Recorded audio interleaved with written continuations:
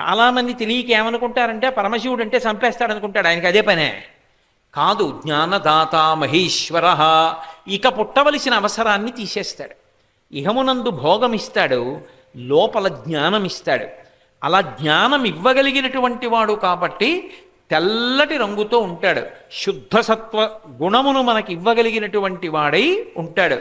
అందుకని 3 రూపాలతో ప్రకాశించి 3 లోకాలుగా 3 కాలాలుగా ఉండేవాడు శివుడే. 3 లోకములకును 3 కాలములకు 3 మూర్తులకును మూలమగుచు భేదమగుచు తుదికి అభేదమయ్యొప్పారు బ్రహ్మమనగ నీవే పాలనయనా. ఓ 3వ కన్ను ఉన్నటువంటి పరమశివ, నువ్వే సృష్టి చేసినప్పుడు బ్రహ్మ, నిలబెట్టినప్పుడు విష్ణువు, పడగొట్టినప్పుడు శివుడు. ఈ 3 కూడా దయతోటే చేస్తాడు. ఈ 3 ఎందుకు చేస్తాడంటే ఏ కోపంతో చేయడు, పరమదయతో చేస్తాడు. పరమశివుడే ఇంకొకసారి అవతారం తీసుకుంటే ఏమో శంకరాచార్యుల వారితో సమానమైనటువంటి అవతారం వస్తుందేమో. శంకరాచార్యుల వారు ఇచ్చినటువంటి వాంగ్మయం మహాసముద్రం లాంటిది. వారు వీరికి మాత్రమే పనికొచ్చేటటువంటి వాంగ్మయం ఇచ్చాను అన్న స్థాయిలో ఎప్పుడూ రచన చేయలేదు. వారు చేసినటువంటి రచనలు సమాజంలో ఉన్నటువంటి అన్ని స్థాయిల్లో ఉన్న వాళ్ళకి ఉపయుక్తములే. నిద్ర లేచిన తరువాత చదువుకోవలసినటువంటి ప్రాతస్మరామి స్తోత్రాల దగ్గర నుంచి వారు అమ్మవారి మీద, శారదాదేవి మీద, సుబ్రహ్మణ్యుడి మీద, పరమశివుడి మీద, రామచంద్ర ప్రభువు మీద వారు చేసినటువంటి స్తోత్రాలు కోకొల్లలు. అనేకమైనటువంటి దేవతా స్వరూపాల మీద ఆయన ఎన్నో స్తోత్రములను రచన చేశారు. అది కాక మనకి ప్రస్థానత్రయము అని పిలుస్తాం. భగవద్గీత, ఉపనిషత్తులు, బ్రహ్మసూత్రాలు, ఈ 3ంటికి కూడా భాష్యాలు వ్రాసి ప్రజలందరికీ కూడా అందుబాటులోకి వచ్చేటట్టుగా చేసినటువంటి మహాపురుషులు శంకరాచార్యుల వారు. అటువంటి శంకర భగవత్పాదులు చేసినటువంటి రచనయే శివానందలహరి. దానికి ఇంకొక పేరు పెట్టలేదు. శివానందలహరి అనే పేరు శంకరాచార్యుల వారే పెట్టుకున్నారా, లేకపోతే శంకరాచార్యుల వారు ఈ గ్రంథాన్ని రచించిన తరువాత వేరొకరెవరైనా ఆ పేరుతో పిలిచారా అన్నది సుస్పష్టం కాదు. కానీ లహరి అన్న పేరుతో శంకరాచార్యకృతమైనటువంటి గ్రంథములు 2 ఉన్నాయి. ఒకటి శివానంద లహరి, వేరొకటి సౌందర్య లహరి. యథార్థమునకు 100 శ్లోకములతో ఉన్నటువంటి గ్రంథాన్ని శతకము అని పిలుస్తారు. కానీ శంకరాచార్యుల వారి చేత రచింపబడినటువంటి 100 శ్లోకములు కలిగినటువంటి ఈ గ్రంథాన్ని శతకము అని పిలవలేదు, శివానందలహరి అని పిలిచారు. కారణం ఏమిటంటే శతకము అంటే దానికి ఒక లక్షణం ఉంటుంది. 1వ శ్లోకం యువతల వైపు ఒక ఒడ్డు, 100వ శ్లోకానికి అవతల వైపు ఒక ఒడ్డు.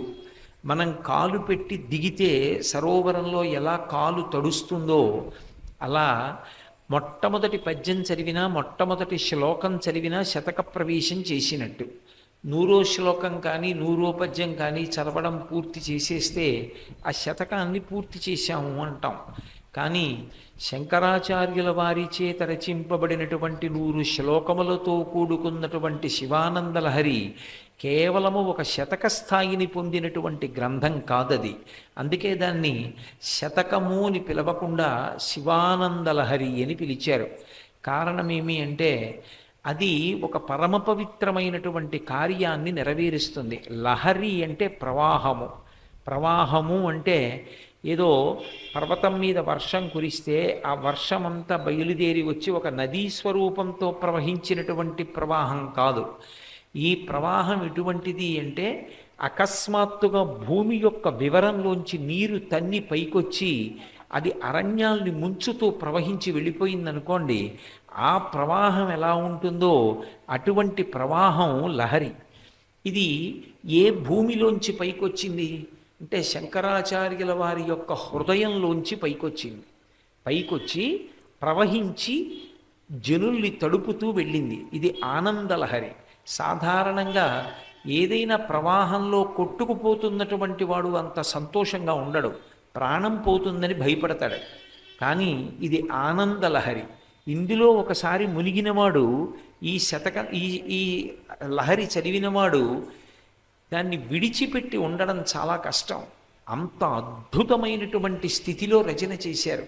ఈ లహరి ఏం చేస్తుంది అంటే శంకరాచార్యుల వారి యొక్క మనస్సులో పుట్టి పైకి ప్రవహించినటువంటి శివానంద లహరి మన చెవుల గుండా మన లోపలికి వెళ్ళినప్పుడు కొన్ని పనులు చేస్తుంది. బయట ప్రవాహంలో ఉన్నటువంటి నీటిని మనం తాగామనుకోండి, మన యొక్క దాహం తీరుతుంది, శాంతి కలుగుతుంది. దాహం ఎప్పుడైనా వేస్తే వెంటనే పోయేది ఏది అంటే చిత్తశాంతి పోతుంది. దాహంతో ఉన్న వ్యక్తి శాంతిగా ఉండలేడు, దప్పికకి ఆ లక్షణం ఉంటుంది. అలాగే మనకి శాంతి లేకుండా అశాంతితో ఉన్నటువంటి స్థితిలో ఉన్నవారికి శివానందలహరిలో ఉన్నటువంటి శ్లోకములను చదువుకున్నంత మాత్రం చేత చిత్తశాంతి కలుగుతుంది. రెండు, ప్రవాహమునకు ఒక లక్షణం ఉంటుంది. నీటికి ఒక్కదానికే ఈ లోకంలో మైలని తొలగించగలిగినటువంటి లక్షణం ఉంటుంది. ఎప్పుడైనా మైల ఏర్పడిందనుకోండి, రాత్రి నేను నిద్రపోతే తెల్లవారేటప్పటికి మైల ఏర్పడుతుంది. ఏ కారణం చేత ఏర్పడుతుంది అంటే శరీరంలో ఉండేటటువంటి నవరంధ్రములే కాకుండా రోమకూపములు అంటే వెంట్రుకలు ఉన్నటువంటి కన్నాలు కూడా శరీరం లోపల ఉండేటటువంటి మలాన్ని విసర్జిస్తాయి. చెవులు ఉన్నాయనుకోండి గులిమి కడతాయి, కళ్ళు పుసులు కడతాయి, అలాగే ముక్కులోకి ద్రవం చేరి అట్ట కడుతుంది, నాలుక మీద అపరిశుద్ధమైనటువంటి పదార్థము పేరుకుంటుంది. అప్పుడు మాలిన్యమంతా ఒంటిని పట్టి ఉంటే మైల కలిగి ఉన్నాడు అంటారు. ఆ మైలతో ఉన్నవాడు ఏ మంగళకార్యం చేయడానికి అర్హత పొంది ఉండడు. మళ్ళీ మంగళకార్యం చేయడానికి అర్హత కావాలి అంటే ఒకే ఒక్క కారణం చేత వస్తుంది, స్నానం చేయడం చేత వస్తుంది. నీటికి ఒక్కదానికే ఈ లోకంలో ఒక లక్షణం, అది మైలని విరవగలదు. అపవిత్రమైనటువంటి స్పర్శ పోవాలి అంటే స్నానం చేస్తే పోతుంది. నీటి యందు తడిసినటువంటి కారణం చేత అమంగళత్వం పోయి మంగళత్వం ఎలా సిద్ధిస్తుందో, శివానందలహరి అనబడేటటువంటి ప్రవాహమునందు ఒక్కసారి మునిగినటువంటి వాడు, అందులో తడిసినటువంటి వాడు సమస్తమైనటువంటి పాపములను పోగొట్టుకుంటాడు. అందుకే పాపములను పోగొట్టగలిగినటువంటి శక్తితో కూడుకున్నటువంటి శ్లోకముల చేత రచింపబడినటువంటి గ్రంథము కనుక దానికి శివానందలహరి అని పేరు. రెండు, తాపము అని ఒకటి ఉంటుంది మనకి. ఎండాకాలంలో ఎక్కడెక్కడెక్కడెక్కడో తిరిగి పగటిపూటంతా సాయంకాలానికి ఇల్లు చేరామనుకోండి, ఒళ్ళంతా చెమట పట్టి తాపంతో ఉంటుంది వేడిగా. అప్పుడు ఆ తాపం పోవాలి అంటే చల్లటి నీళ్లు తలమించి స్నానం చేస్తే అమ్మయ్యా అనిపిస్తుంది. అలాగే జీవులకందరికీ కూడా ఒక తాపం ఉంటుంది. ఏమిటా తాపం అంటే సంసార భ్రమణ పరితాపోపశమనం అన్నారు శంకరాచార్యుల వారు. ఓ శరీరంలోకి వెళ్ళడం, ఆ శరీరంలోకి వెళ్ళిన తర్వాత గత జన్మలలో చేసిన పాపాలు ఉంటాయి. ఆ పాపాలు ఎలా అనుభవించాలి? ఈ శరీరానికి ఓ రోగం రావాలి, ఆ రోగము చేత బాధ కలుగుతుంది, బాధ వలన గత జన్మలో చేసిన పాపం పోతుంది. కాబట్టి శరీరములోకి వెళ్ళడం ఒక పెద్ద తాపం, శరీరంలో ఉండడం ఒక పెద్ద తాపం, శరీరాన్ని విడిచిపెట్టడం అంతకన్నా పెద్ద తాపం, మళ్ళీ ఇంకో శరీరంలోకి వెళ్ళడం మళ్ళీ పెద్ద తాపం. ఈ తాపానికంతటికీ కూడా విరుగుడైనటువంటి స్నానం ఏది అంటే శివానందలహరి యందు మునుక వేయుట. అంటే శివానందలహరి వినడం, శివానందలహరిలో శ్లోకాలు నేర్చుకోవడం, శివానందలహరి చదువుకుంటూ ఉండడం. అంత పరమ పవిత్రమైనటువంటి గ్రంథం. ఇక శివానందలహరికి ఉండేటటువంటి గొప్పతనం ఏమిది అంటే శివానందలహరిలో ఉండేటటువంటి శ్లోకాలు రెండు స్థాయిల్లో నడుస్తాయి. ఒకటి ఆనందలహరి, రెండవది లీలాలహరి అంటారు. ఒకటి ఆనందలహరి అంటే శివం అంటారు. శివం అంటే అన్నిటికీ అతీతమైనటువంటి స్థితిలో ఆ శ్లోకాలు చదువుకుంటున్నప్పుడు, వాటి గురించి భావన చేస్తున్నప్పుడు, వాటి గురించి వింటున్నప్పుడు అన్నిటినీ మరిచిపోయి మనసు శివమునందే లగ్నమై, ఇక జాగృత్ స్వప్న సుషుప్తి అనేటటువంటి మూడు అవస్థలను దాటి నాలుగవ అవస్థ అయినటువంటి తురీయమునందు నిలబడగలిగినటువంటి శక్తి దేని నుండి వస్తుంది అంటే కేవలము శివానందలహరి వినడం చేత అటువంటి భక్తి ఏర్పడుతుంది. అందుకే దానికి ఆనందలహరి అన్న పేరు శంకర భగవత్పాదులు ఉంచడానికి కారణం అదే. మనకి మాండూక్యోపనిషత్ అని ఒక ఉపనిషత్తు, దాని పేరు మాండూక్యోపనిషత్. మాండూక్యోపనిషత్ అంటే మండూకము అంటే కప్ప. కప్ప పేరు మీద వచ్చినటువంటి ఉపనిషత్.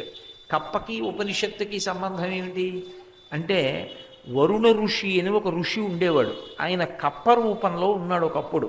ఆయన కప్ప రూపంలో ఉండగా భగవంతుని యొక్క అనుగ్రహం చేత జ్ఞానమును ఇవ్వగలిగినటువంటి కొన్ని మంత్రములు ఆయనకి భాషించాయి.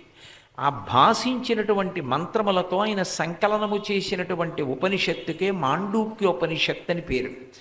రెండు, మనం ఎవరమైనా మెట్లు ఎక్కామనుకోండి, మొదటి మెట్టు, రెండో మెట్టు, మూడో మెట్టు, నాలుగో మెట్టు ఎక్కుతాం. కప్ప ఒక్కటే అలా మెట్లు వరుస క్రమంలో ఎక్కదు. కప్ప దాటు అంటారు. కప్ప ఏం చేస్తుందంటే ఒకటో మెట్టు మించి రెండవ మెట్టు మీదకి దూకేస్తుంది తప్ప వరుస క్రమంలో ఎక్కదు. ఎక్కకుండా దూకి వెళ్ళగలిగినటువంటి శక్తి కప్పకుంటుంది. దానికి అది సహజమైనటువంటి లక్షణం.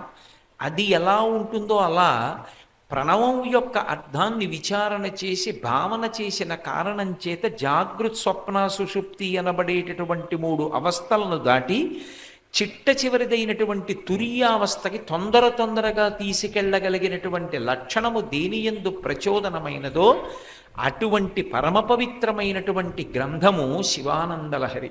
అందుకే జీవితంలో శివానందలహరి వినకపోవడం కానీ, శివానందలహరి మా ఇంట్లో లేదండి అనడం కానీ, శివానందలహరిలో ఒక్క శ్లోకం కూడా నాకు రాదండి అని కానీ ఎవరు అనరు. శివానందలహరి నేర్చుకుని తీరుతారు. అంత గొప్ప గ్రంథం. శివానందలహరిలో ఉండేటటువంటి గొప్పతనం ఏమిటి అంటే, శివానందలహరి చదివిన, శివానందలహరి విన్న పరదేవత ప్రీతి పొందుతుంది. ఎందుకనంటే ఆమె మహాపతివ్రత.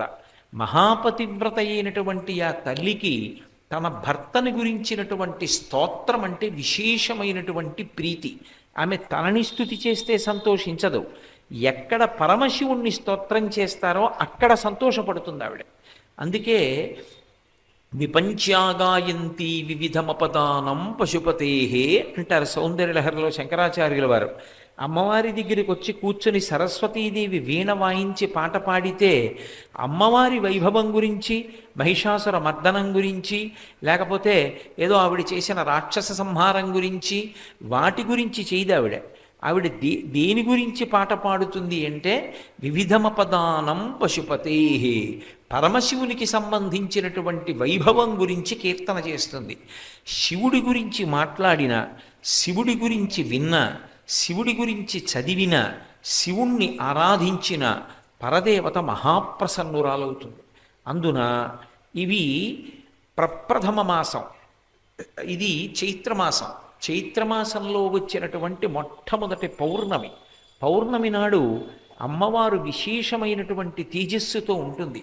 అటువంటి తల్లి శివానందలహరిని విన్నా, శివానందలహరిలో ఉన్న శ్లోకాలు చదివినా ఆమె ఎంతో ప్రసన్నురాలవుతుంది. ప్రకృతి స్వరూపిణి అయినటువంటి అమ్మవారు ప్రసన్నురాలైతే మనకి ఇహము పరము కూడా కలిసి వస్తాయి.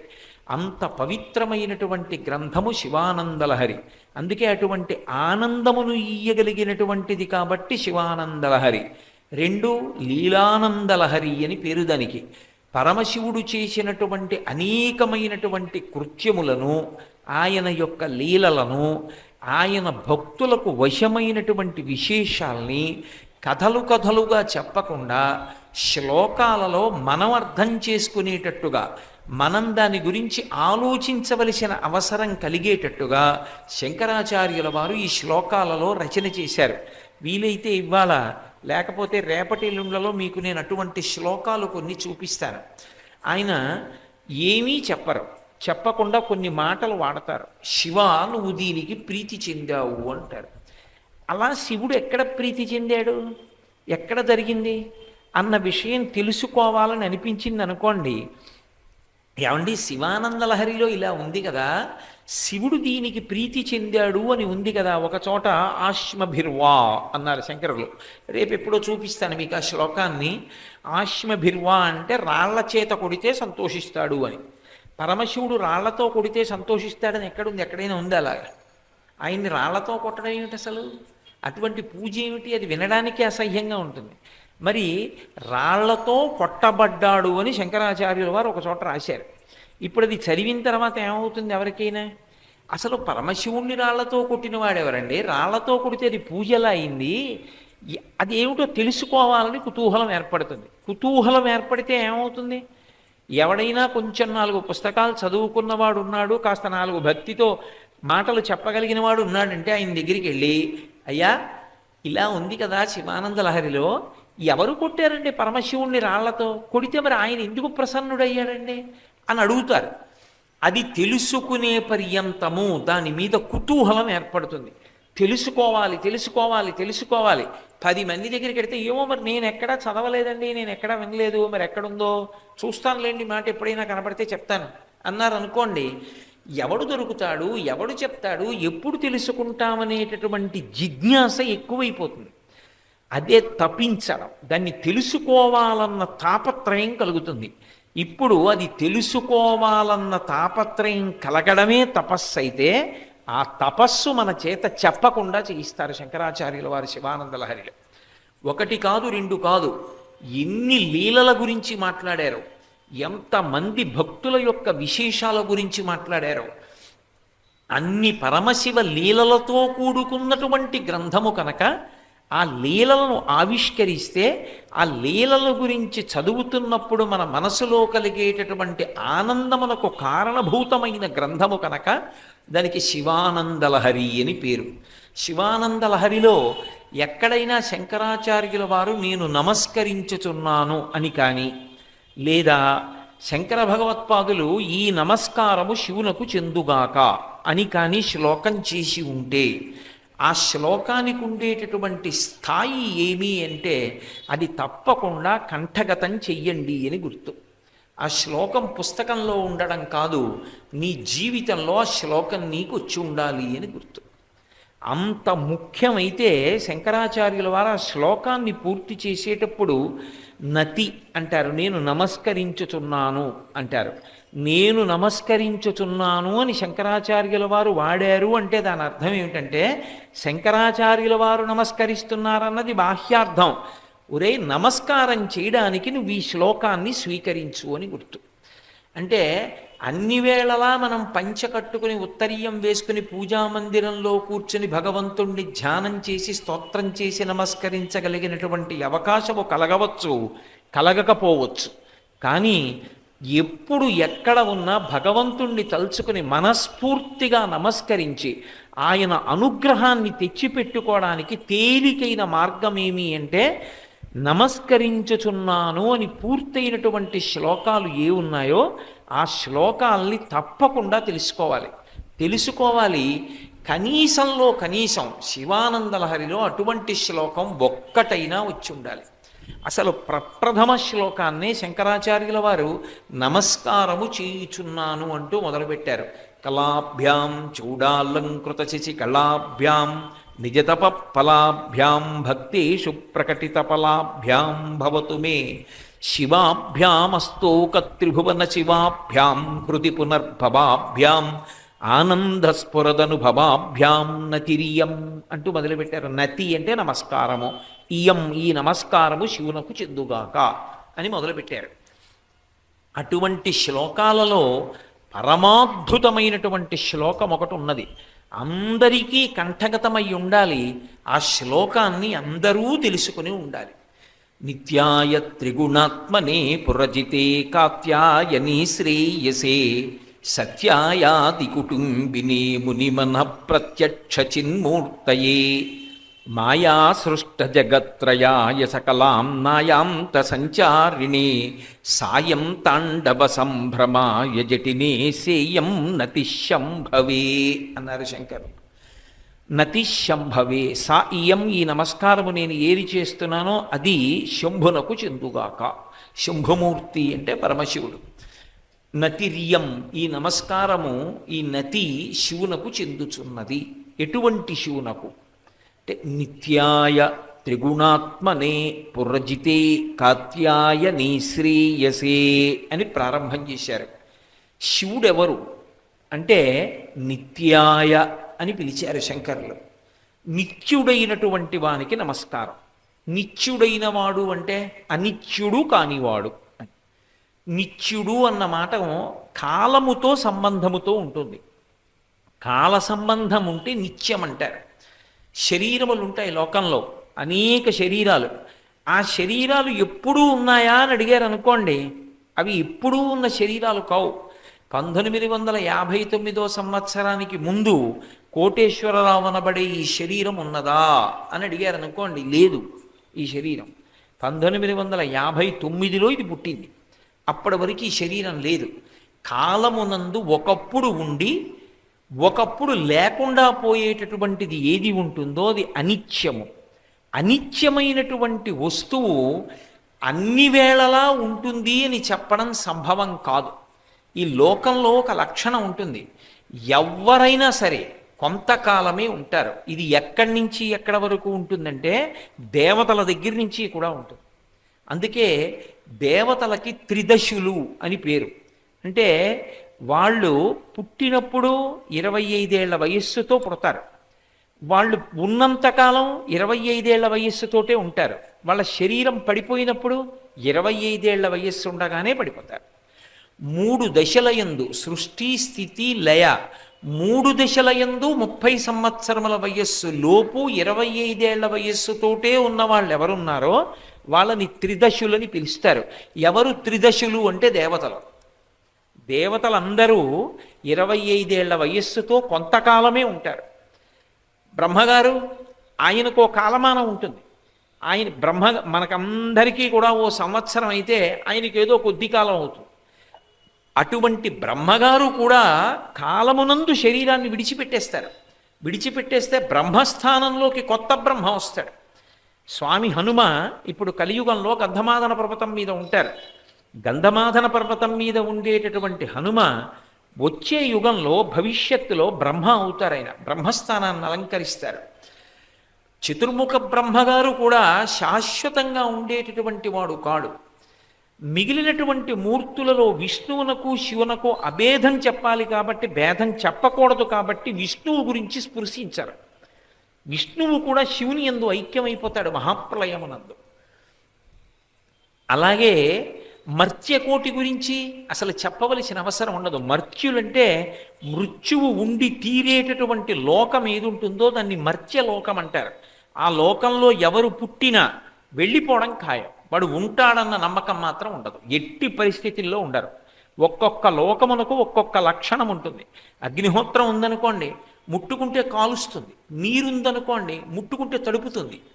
అందుకే మర్త్యలోకం అంటే ఇప్పుడు మనమందరం ఉన్నటువంటి లోకం. ఈ లోకంలో ఎవడైనా పుట్టాడు అంటే, ఉన్నాడు అంటే వాడు వెళ్ళిపోవడం తథ్యం, వాడు ఉండడం. శాశ్వతంగా శరీరం ఉండడం అనేటటువంటిది సంభవము కాదు. ఆ శరీరము వెళ్ళిపోవలసిందే.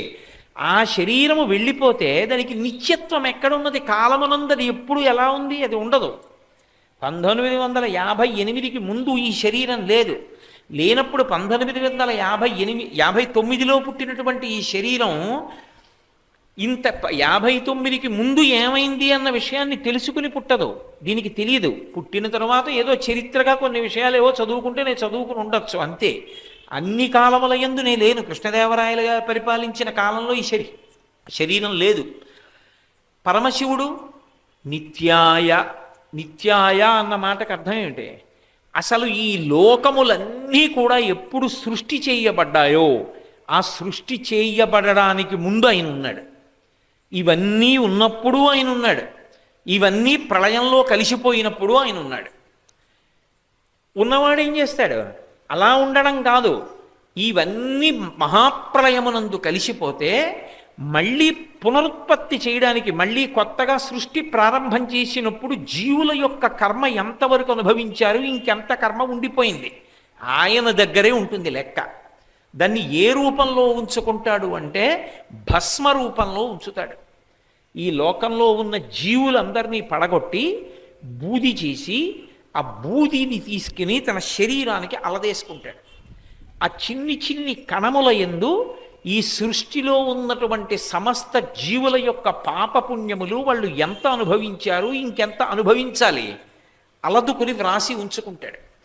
మళ్ళీ పునః సృష్టి చేసినప్పుడు ఈ భూమికో లక్షణం ఉంటుంది. ఓసారి పంట వేశాను అనుకోండి, ఆ పంట పండింది అనుకోండి, మళ్ళీ పంట వేసాను అనుకోండి, మళ్ళీ పండాలి.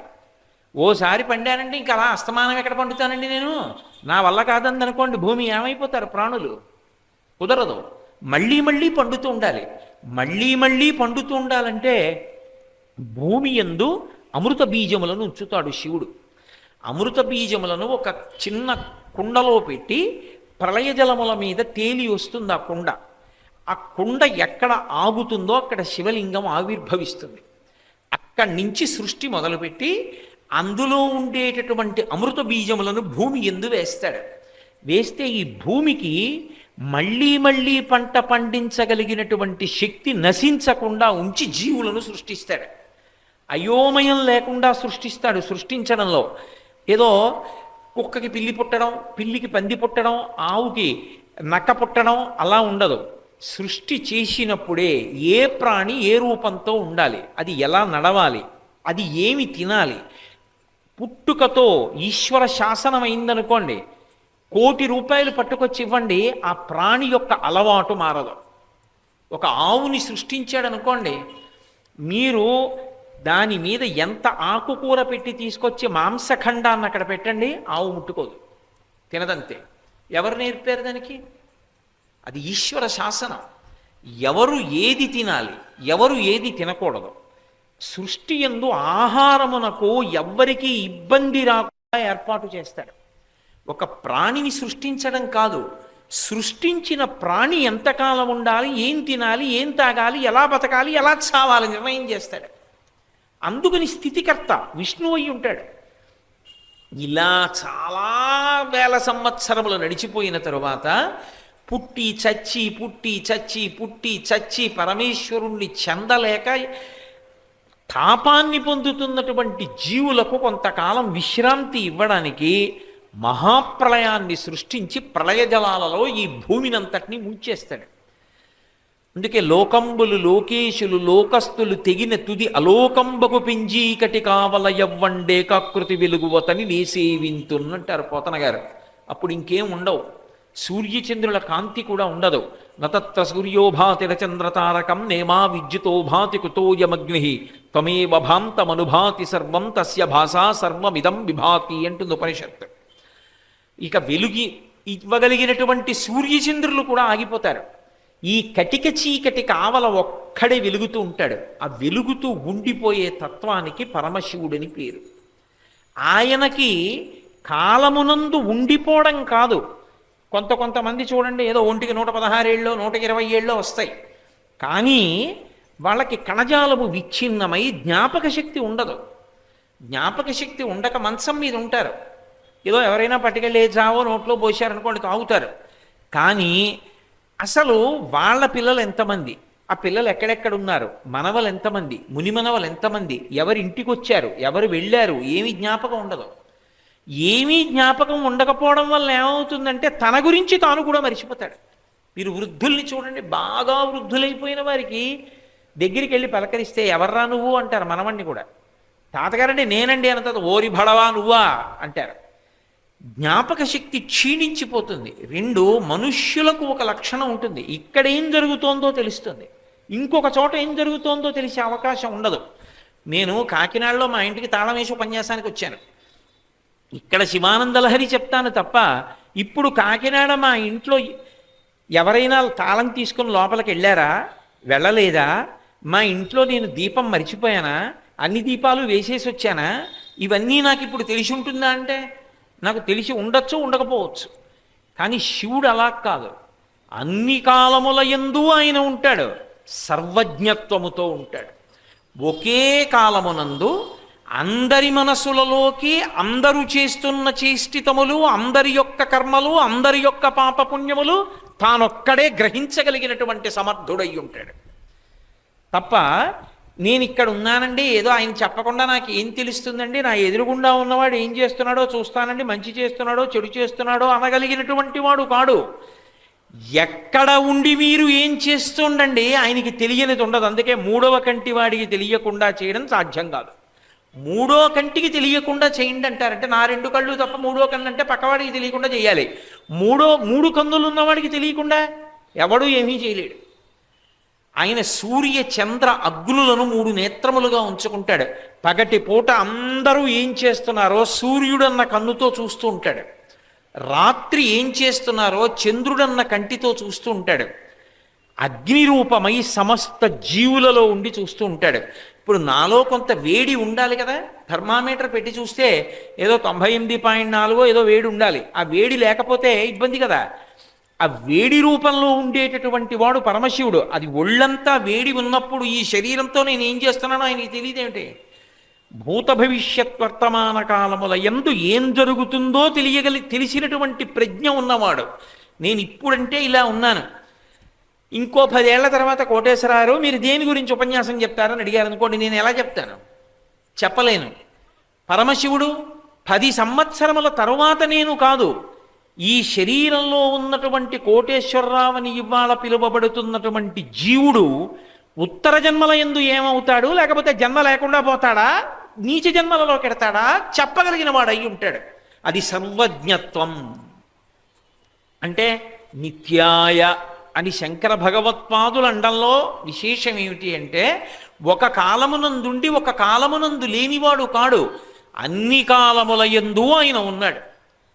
అన్ని కాలముల యందు ఉన్నాడు.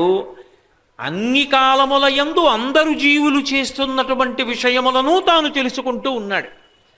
అటువంటి సమగ్రమైనటువంటి జ్ఞానమున్నవాడు, సర్వజ్ఞత్వం ఉన్నవాడు.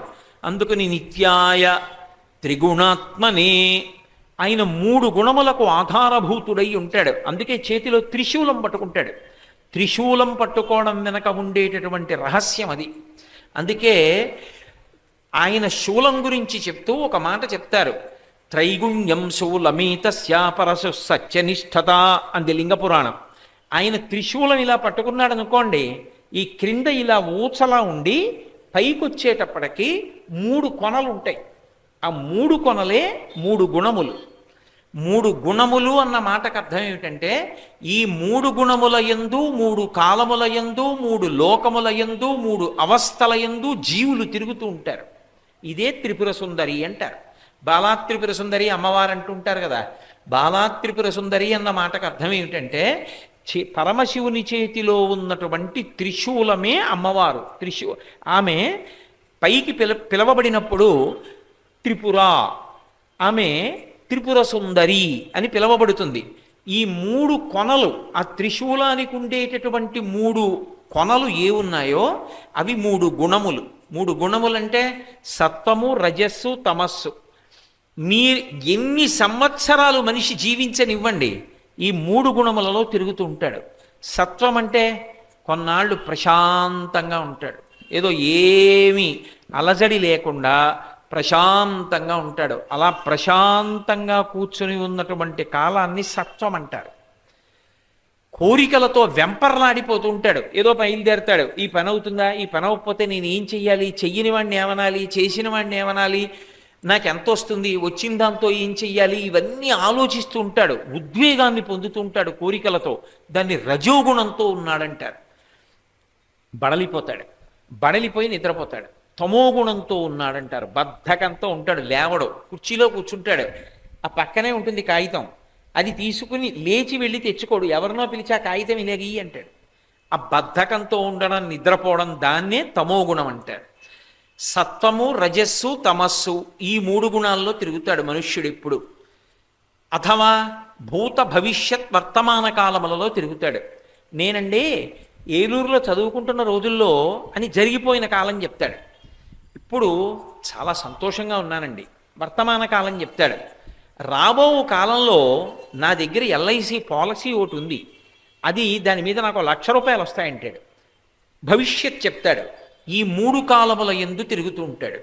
3 అవస్థల యందు తిరుగుతూ ఉంటాడు. జాగ్రత్త అంటే ఇంద్రియములు, మనస్సు పైకి లేచి ఉంటాయి. ఇంద్రియములు అంటే కళ్ళు పనిచేస్తుంటాయి, చూస్తూ ఉంటాయి, చెవులు వింటూ ఉంటాయి, ముక్కు వాసన చెప్తుంది, నాలుక రుచి చెప్తుంది, చర్మము స్పర్శ చెప్తుంది, మనసు సంకల్ప వికల్ప సంఘాతమై ఆలోచనలు చేస్తూ ఉంటుంది. అలా లేచి ఉంటే జాగృత్ అంటారు. స్వప్న అంటే ఇంద్రియములు అలిసిపోతాయి, అలిసిపోయి ఇంద్రియాలు వెనక్కి వెళ్ళిపోతాయి. మనస్సు మాత్రం ఇంకా తెలివిగా ఉంటుంది. తెలివిగా ఉండి ఇంద్రియముల శక్తులన్నీ తనలోకి తీసుకుంటుంది. కన్ను మూతపడిపోతుంది, ఇక చూడదు. చెవి వినదు. వినదు అంటే దాని అర్థం చప్పుడైనప్పుడు కర్ణభేరి కదులుతుంది, కానీ ఈ కర్ణభేరి పుచ్చుకున్న ధ్వనిని మనసు పుచ్చుకోదు. మధ్యలో కవాటం తెగిపోతుంది. తెగిపోతే ఫలానాది విన్నాడు అన్నది మనసు అందుకోలేదు కాబట్టి తెలియదు. నాలుక మీద లడ్డు పెట్టారనుకోండి, నిద్రపోతున్న వాడికి నాలుక రుచి చెప్తుంది తీయగా ఉందని, కానీ తీయగా ఉందన్న విషయాన్ని మనసు పుచ్చుకోదు. నాలుక చెప్పిన దానికి మనసు పుచ్చుకోవడానికి మధ్యలో కవాటం తెగిపోతుంది. అప్పుడు నిద్రపోతున్నాడు అంటారు. కానీ మనసు ఏం చేస్తుందంటే కొంతసేపు ఇంకా తన కోరికల కొద్దీ, తన భయాల కొద్దీ రకరకాలైన ప్రపంచాన్ని సృష్టిస్తుంది. నాకు కాశీపట్టణం అంటే చాలా ఇష్టం అనుకోండి. నేను కాశీ వెళ్ళినట్టు, గంగానదిలో స్నానం చేసినట్టు, గంగానదిలో స్నానం చేసి లేచి నిలబడినట్టు. గంగానదిలో స్నానం చేస్తే ఓ విశేషం ఉంది. గంగానదిలో స్నానం చేసిన వాడు వెంటనే పొడిబట్ట పెట్టి ఒళ్ళు తుడిచేసుకున్నాడు అనుకోండి, అది ఒక స్థాయిలోనే గంగా స్నానం చేసినట్టు. గంగలో స్నానం చేసిన వాడు ఒళ్ళు తుడుచుకోకుండా నిలబడాలి. ఒళ్ళు తుడుచుకోకూడదు. తుడుచుకోకుండా నిలబడితే గాలికి ఒళ్ళు ఆరిపోతుంది. అలా గాలికి ఒళ్ళు ఆరిపోయిన తర్వాత పొడిబట్ట కట్టుకుని వెళ్ళిపోయాడు అనుకోండి, దాని ఫలితం చాలా విశేషం. ఇప్పుడు ముఖమండలం నుంచి జారినటువంటి జలబిందువులను దేవతలు వచ్చి తాగుతారు అని. కాబట్టి ఏదో నేను ఎక్కడో చదువుకున్నాను అనుకోండి, నాకు గంగ స్నానం చేయాలి, కాశీ వెళ్ళాలని ఉంది. నిద్రపోయినప్పుడు ఇంద్రియాలు చెప్పిన విషయాలు మనసు పట్టుకోవడం మానేసి మనసు కాశీ వెళ్ళిపోయి కాశీలో స్నానం చేస్తున్నట్టు, నేను గంగలో మునిగినట్టు, బయటికి వచ్చి నించున్నట్టు, చల్లటి గాలేస్తే వణికిపోతున్నట్టు అనిపించి తెలివొస్తుంది. నిజంగా గంగలో స్నానం చేసి లేచి నిలబడ్డానని అనుకుంటాడు. స్వప్నమునందు అక్కడ లేని దాన్ని మనసు సృష్టిస్తుంది. అది స్వప్నావస్థ అంటారు. అదే మనసు తర్వాత బడలిపోయి అది కూడా ఏం చేస్తుందంటే ఇంద్రియ శక్తుల్ని పట్టుకొని ఆత్మలోకి వెళ్ళిపోతుంది. అప్పుడు దాన్ని జాగ్రత్త, స్వప్న, సుషుప్తి అంటారు. ఏమీ తెలియదు, అంతా ఆనందమే. అందుకే గాఢ నిద్రపట్టి లేచిన వాడి దగ్గరికి వెళ్ళి ఎలా ఉంది అన్నారు అనుకోండి, అబ్బా హాయిగా ఉందండి, ఏమి నిద్ర పట్టిందో అంటాడు. మనస్సు పని చేయకుండా ఉందనుకోండి సంతోషం. మనస్సు నిద్ర నిలిచిందనుకోండి మళ్ళీ కష్టాలు, సుఖాలు, సంకల్పాలు, వికల్పాలు, అనుబంధాలు, ఆత్మీయతలు, త్యాగాలు, రాగాలు, భోగాలు ఇవన్నీ జ్ఞాపకానికి వచ్చి అలజడి మొదలైపోతుంది, చెమట పట్టేస్తుంది. లేదనుకోండి ప్రశాంతంగా ఉంటుంది. ఎన్నాళ్ళు బ్రతకనివ్వండి ఈ మూడిటిలోనే తిరుగుతాడు. అందుకే ఈ మూడు అవస్థలలో, మూడు కాలములలో, మూడు లోకములలో ఎప్పుడూ తిప్పగలిగినటువంటి తల్లి ఎవరో ఆమెయే త్రిపుర సుందరి. ఆ త్రిపుర సుందరి భర్త త్రిపురాంతకుడు పరమశివుడు. ఆయన సత్వము, రజస్సు, తమస్సు అనబడేటటువంటి మూడు గుణములతో కూడిన శూలాన్ని తాను పట్టుకుంటాడు. ఇప్పుడు పరమశివుడు శూలాన్ని పట్టుకుని కూర్చుని ఉండగా దర్శనం చేసి నమస్కరించిన, త్రిశూలం నీటిలో మునిగినప్పుడు తాను కూడా మునిగి స్నానం చేసిన శుద్ధ సత్వమునందు నిలబడగలిగినటువంటి అనుగ్రహము కలుగుతుంది. అందుకే త్రిశూల స్నానం అంటారు. వెంకటాచలపతికి చక్రస్నానం ఎలాగో శివాలయాల్లో ఉత్సవాలు జరిగినప్పుడు త్రిశూల స్నానం చేస్తారు. ఆ త్రిశూలాన్ని తీసుకొచ్చి ప్రత్యేకంగా మంత్రాలతో స్నానం చేయిస్తారు. త్రిశూల స్నానం చేశాడనుకోండి ఈ మూడు దాటి శుద్ధ సత్వమునందు నిలబడతాడు. శుద్ధ సత్వం అంటే ఏదో కాసేపుండి మళ్ళీ పోయేది కాదు, ఎప్పుడు ప్రశాంతంగా భగవంతుణ్ణి పట్టుకుని ఉండగలిగినటువంటి స్థితి అంకురిస్తుంది. అందుకని నిత్యాయ త్రిగుణాత్మనే కాదు, ఈ త్రిగుణములే మారి మారి సృష్టి చేస్తే సృష్టి, స్థితి, లయ అవుతాయి. అందుకే రంగులు చెప్తారు. బ్రహ్మగారు ఎర్రగా ఉంటాడు, శ్రీ మహావిష్ణువు నల్లగా ఉంటారు, పరమశివుడు తెల్లగా ఉంటారు అండం. నిజంగా భగవంతుడికి రంగు ఏమిటండి? నిజంగా భగవంతుడికి రంగు ఉందని కాదు దాని ఉద్దేశం. ఎరుపు రజోగుణానికి సంకేతం. ఎరుపు ఎక్కడుందో అక్కడ మార్పు, కోరిక, తాపత్రయం అన్నీ ఉంటాయి. అందుకే మార్పు కావాలన్న వాళ్ళు ఎర్రజెండాలు పట్టుకు తిరుగుతూ ఉంటారు. కాబట్టి ఆ మార్పుకి సంకేతం ఎరుపు. ఆ ఎరుపు రజోగుణం కోరికతో కూడి ఉంటుంది. అందుకని బ్రహ్మగారు ఎరుపుతో ఉంటాడు, సృష్టి చేస్తూ ఉంటాడు. స్థితికర్త అయిన విష్ణువు నల్లగా ఉంటాడు. ఏమండి మరి నల్లగా ఉంటే తమోగుణం కదా, నిద్రపోవడం కదా. మరి విష్ణువు నిద్రపోతే లోకాలు ఎలా నడుస్తాయి? అంటే ఆ నల్లతనంలో చల్లతనం ఉంది. ఆ చల్లతనమే లోకాలని కాపాడడం. అందుకే నల్లతనం అంటే బొగ్గు నలుపు కాదు, అది మబ్బు నలుపు. అందుకని చల్లతనంతో కూడిన నల్లతనంతో ఉంటాడు. పరమశివుడు తెలుపు, సరస్వతి తెలుపు, అన్నా చెల్లెళ్ళు. జ్ఞానప్రదాత. చాలామంది తెలియక ఏమనుకుంటారంటే పరమశివుడు అంటే చంపేస్తాడనుకుంటాడు, ఆయనకి అదే పనే. కాదు, జ్ఞానదాత మహేశ్వర. ఇక పుట్టవలసిన అవసరాన్ని తీసేస్తాడు. ఇహమునందు భోగమిస్తాడు, లోపల జ్ఞానం ఇస్తాడు. అలా జ్ఞానం ఇవ్వగలిగినటువంటి వాడు కాబట్టి తెల్లటి రంగుతో ఉంటాడు. శుద్ధ సత్వ గుణమును మనకి ఇవ్వగలిగినటువంటి వాడై ఉంటాడు. అందుకని 3 రూపాలతో ప్రకాశించి 3 లోకాలుగా 3 కాలాలుగా ఉండేవాడు శివుడే. 3 లోకములకును 3 కాలములకు 3 మూర్తులకును మూలమగుచు భేదమగుచు తుదిగ భేదమయ్యొప్పారు బ్రహ్మమనగ నీవే పాలనయనా. ఓ 3వ కన్ను ఉన్నటువంటి పరమశివ, నువ్వే సృష్టి చేసినప్పుడు బ్రహ్మ, నిలబెట్టినప్పుడు విష్ణువు, పడగొట్టినప్పుడు శివుడు. ఈ 3 కూడా దయతోటే చేస్తాడు. ఈ 3 ఎందుకు చేస్తాడంటే ఏ కోపంతో చేయడు, పరమదయతో చేస్తాడు. మీకు నేను ఒక ఉదాహరణ చెప్పాలి అంటే, ఏదో నాకు ఎవరో తీసుకొచ్చి ఓ చిన్న గాజు దీపం మీద పెట్టుకునేటటువంటి ఆ చిమ్నీ లాంటిది ఒకటి ఇచ్చారు. నేనేం చేశానంటే చిమ్నీ వంక చూసి ఖాళీగా ఉన్నాను కదా అని దానికి 2 కళ్ళు పెట్టి, ముక్కు పెట్టి, నోరు పెట్టి, పైనుంచి కొద్దిగా పీచు లాంటిది జుత్తు పెట్టి, ముడేసి, దానికి పువ్వులు పెట్టి అన్నీ చేశాను. ఇప్పుడు అది ఒక చక్క అందమైనటువంటి ఒక స్త్రీ బొమ్మ కింద తయారైంది. నాకు నేనే అనుకున్నాను, అబ్బా అచ్చో అమ్మవారిలా ఉందే అనుకున్నాను. ఇప్పుడు ఎవరు సృష్టికర్త? నేనే. ఆ బొమ్మ తయారు చేసిన వాడిని లేని. ఇంకా మీకు తేలిగ్గా అర్థం అవ్వాలంటే ఒక ఉదాహరణ చెప్తాను. సముద్రపు ఒడ్డుకి వెళ్ళాను, అలా ఇలా తిరిగాను. అక్కడ కూర్చుని సముద్రం వంక చూస్తూ నా పాదం అలా ఉంచి దాని మీద ఇసుక పోసి గట్టిగా నొక్కి పాదం జాగ్రత్తగా బయటికి తీసేశాను. పైన ఇసుక అలా ఉండి లోపల చిన్న గూడులా ఉంది. చిన్నతనంలో మేము తమిళేటి ఒడ్డున ఆడుకుంటూ ఉండేవాళ్ళం ఇలాగే. ఆ పాదం పెట్టిన దగ్గర గుహలా ఉంది. ఇప్పుడు నేను తడి ఇసుకతో కొద్దిగా ఇలా ఇలా ఇలా ఇలా ఇలా చిన్న గోడల్లా కట్టాను, చుట్టూ ప్రాకారం కట్టాను, చిన్న చిన్న ఉపాలయాలు కట్టాను. అక్కడ ఎవరో మందార పూలు పడేశారు. ఆ మందార పూల ముచికలు తీసి ఒక ధ్వజస్తంభాన్ని పెట్టాను. అక్కడే దొరికినటువంటి ఒక చిన్న నత్తగొల్ల ఒకటి తీసి స్ఫటికలింగం అని చెప్పి ఆ లోపల పెట్టాను. ఇప్పుడు ఒక పెద్ద దేవాలయ ప్రాంగణాన్ని సృష్టించాను సముద్రపుటుడున. ఇప్పుడు ఎవరు సృష్టికర్త? నేనే. ఆ దేవాలయాన్ని నిర్మాణం నేనే చేశాను. ఇప్పుడు దాన్ని కొంచెం సేపు అలా ఉంచాను. 5ంటికి వెళ్ళాను సముద్రపుటొడ్డుకి. 6:30 వరకు ఆ గుడి వంక చూస్తూ మురిసిపోయాను. నేను కట్టిన గుడి అని పొంగిపోయి, అబ్బా ఎంత గొప్ప దేవాలయం అనుకున్నాను. ఈలోగా ఎవడో పువ్వులు అమ్ముకుంటూ అలా వెళ్ళిపోతున్నాడు. ఓ రూపాయి ఇచ్చి మల్లెపూలు కొని ఒక్కొక్క పువ్వు తీసి నేను పెట్టిన ఆ నత్తగొల్ల శివలింగం మీదే ఒక్కొక్క పువ్వు వేస్తూ మనసులో ఓం నిధనపతయే నమః, ఓం నిధనపతాంతికాయ నమః, ఓం ఊర్ధ్వాయ నమః అంటున్నాను. ఇప్పుడు ఆ దేవాలయాన్ని నిర్వహిస్తున్నవాడెవరు? పూజలు చేస్తున్నవాడు స్థితికర్త. నిర్వహించడం స్థితికర్త నేనే. చీకటి పడిపోయింది.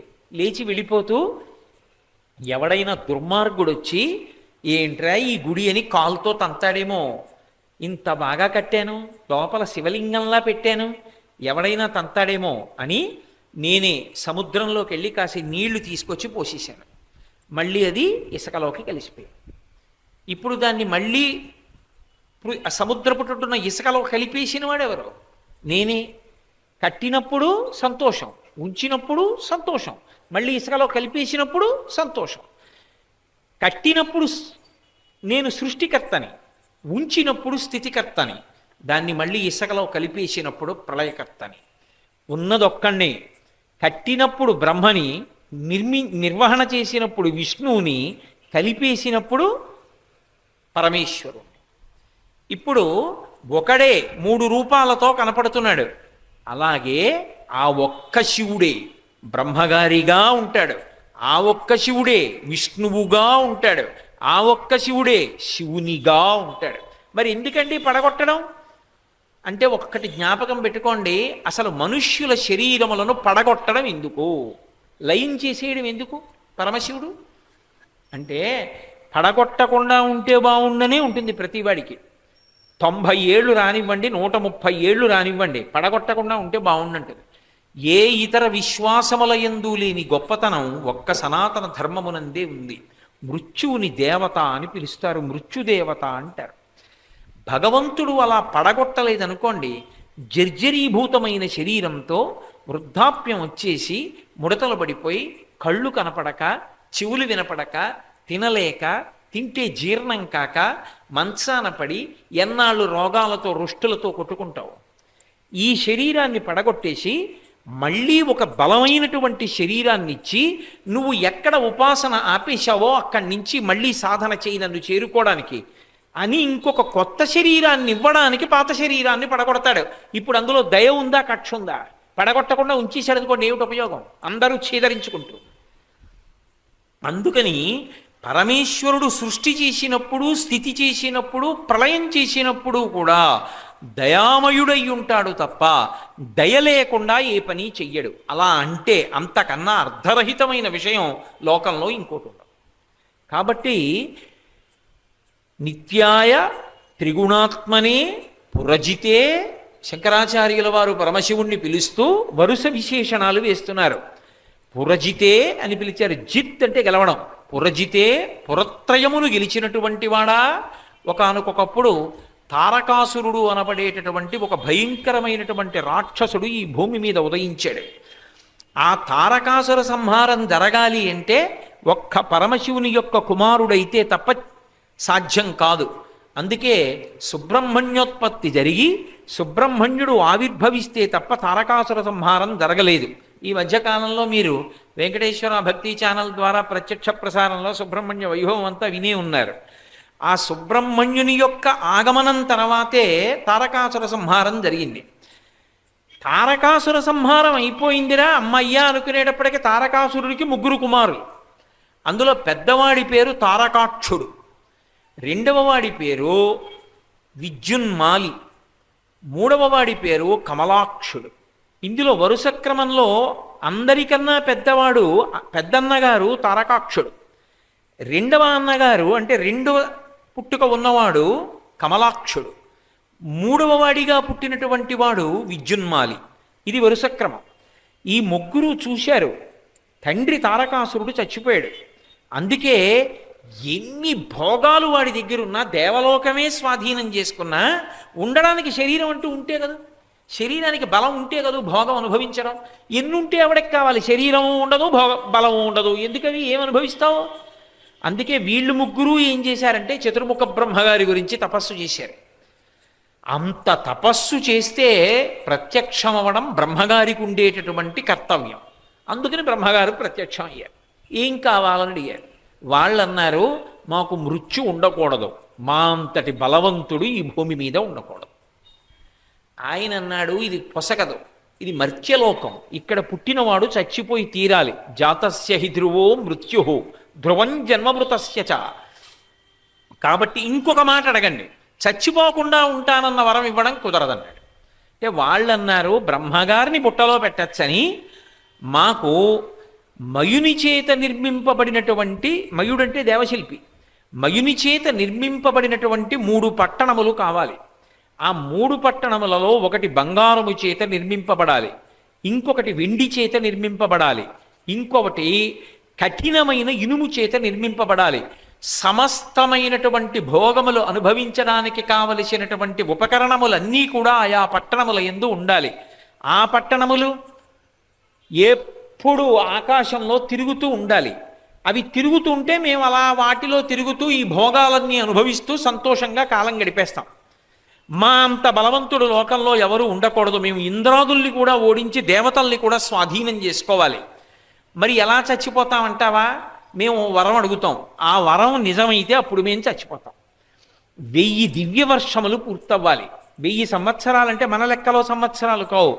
దివ్య వర్షములంటే మనకొక సంవత్సరం అయితే అదొక 1000 సంవత్సరాలు అనుకోండి. అటువంటివి 1000 దివ్య సంవత్సరములు పూర్తయిపోవాలి. అంతకాలము మేము ఉండాలి.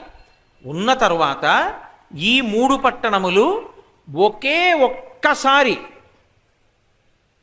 ఒకే సరళ రేఖలోకి ఒక వరుస క్రమంలోకి వచ్చి నిలబడతాయి ఈ మూడు పట్టణాలు.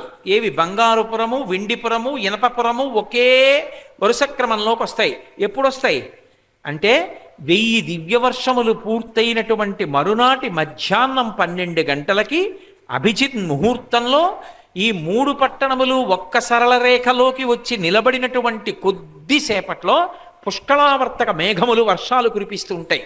పుష్కళ మేఘములు, ఆవర్తక మేఘములు, మేఘములు 9 రకాలుగా ఉంటాయి. అందులో పుష్కళ మేఘములు, ఆవర్తక మేఘములు అని ఓ 2 రకాలు. పుష్కళ మేఘములు వర్షం కురిపించవు, విపరీతమైనటువంటి గాలిని సృష్టిస్తాయి. ఆ గాలికి చెట్లు మొదలైనటువంటివి కూడా పడిపోతాయి. విపరీతమైన నష్టం సంభవిస్తుంది. కొద్ది వర్షం పడుతుంది, అది పెద్ద పెద్ద రాళ్ల వడగళ్లతో పడుతుంది ఆ వాన. అది ప్రమాదకరమైన వర్షం, దాన్ని పుష్కళ వర్షం అంటారు. ఆవర్తక వర్షం అనే ఒక వర్షం ఉంటుంది. ఆ వర్షం గాలి చాలా తక్కువగా ఉంటుంది, కుండపోత కింద కురుస్తుంది నీరు. ఆ ఆవర్తక మేఘములు సకాలంలో కురవవలసిన సమయంలో కురిస్తే భూమి సస్యశ్యామలం అవుతుంది. పుష్కళ ఆవర్తక రెండూ కలిసి వచ్చాయనుకోండి సర్వనాశనం అయిపోతుంది. ఎందుచేత అంటే ఒక పక్క వృష్టి, ఒక పక్క విపరీతమైనటువంటి గాలి వడగళ్ళు. ఈ రెండిటి చేత ఆ వర్షాలు కానీ కురిస్తే సంతోషిస్తాము అని చెప్పడానికి ఆధారం ఉండదు, నష్టమే ఉంటుంది. అటువంటి పుష్కళావర్తక మేఘములు వర్షం కురిపిస్తూ విపరీతమైనటువంటి గాలి వెయ్యాలి. అటువంటి వర్షం పడుతూ ఉండగా మిట్ట మధ్యాహ్నం వేళ దేవతా సార్వభౌముడైనటువంటి వాడు ఎవరుంటాడో ఆ దేవతా సార్వభౌముడు పూర్వం సృష్టిలో లేనటువంటి ఒక రథాన్ని ఎక్కాలి. ఆ రథం మీద ఆయన ఎక్కి ఉన్నప్పుడు ఇంతకు ముందు ఎప్పుడూ ఎక్కడా ఎవ్వరూ పట్టుకోనటువంటి ధనస్సు ఒకటి పట్టుకోవాలి. ఒక్క బాణాన్నే ప్రయోగించాలి. ఆ ఒక్క బాణం ఇంతకు ముందు సృష్టిలో ఉన్న బాణం కాకూడదు. అటువంటి బాణాన్ని ఎక్కుపెట్టి మా మీదకి విడిచిపెట్టాలి. అది ఎంతసేపు? మిట్ట మధ్యాహ్నం 12 గంటలకి అభిజిన్ ముహూర్తంలో మేము మూడు పట్టణములు ఒక సరళ రేఖలోకి వచ్చినప్పుడు అలా బాణం విడిచిపెడితే అప్పుడు మేము చచ్చిపోతాం. ఆ సమయం దాటిపోతే మళ్ళీ 1000 పుష్కర దివ్య సంవత్సరాలు అవ్వాలి, ఆ తర్వాత చూడాలి. తథాస్తు అన్నాడు బ్రహ్మగారు. ఇక వాళ్ళకి చావేది 1000 దివ్య వర్షములు గడవాలి. భయంకరమైనటువంటి కృత్యములు మొదలుపెట్టారు. దేవలోకానికి వెళ్ళారు, దాడి చేశారు, ఇంద్రాది దేవతల్ని బంధించారు, సమస్తమైనటువంటి సుఖములను వాళ్ళు అనుభవించడం మొదలుపెట్టారు. యజ్ఞయాగాది క్రతువులు జరగనివ్వలేదు. ఆఖరికి వాళ్ళని చంపడానికి కావలసినంత పాపం ఏర్పడడానికి ఎంతో పెద్ద ప్రయత్నం చేయవలసి వచ్చింది. చిట్ట చివరికి మధ్యలో పెద్ద కథ నడిచిన తర్వాత, ఇప్పుడు త్రిపురాసుర సంహారం అంతా ఎక్కడవుతుంది?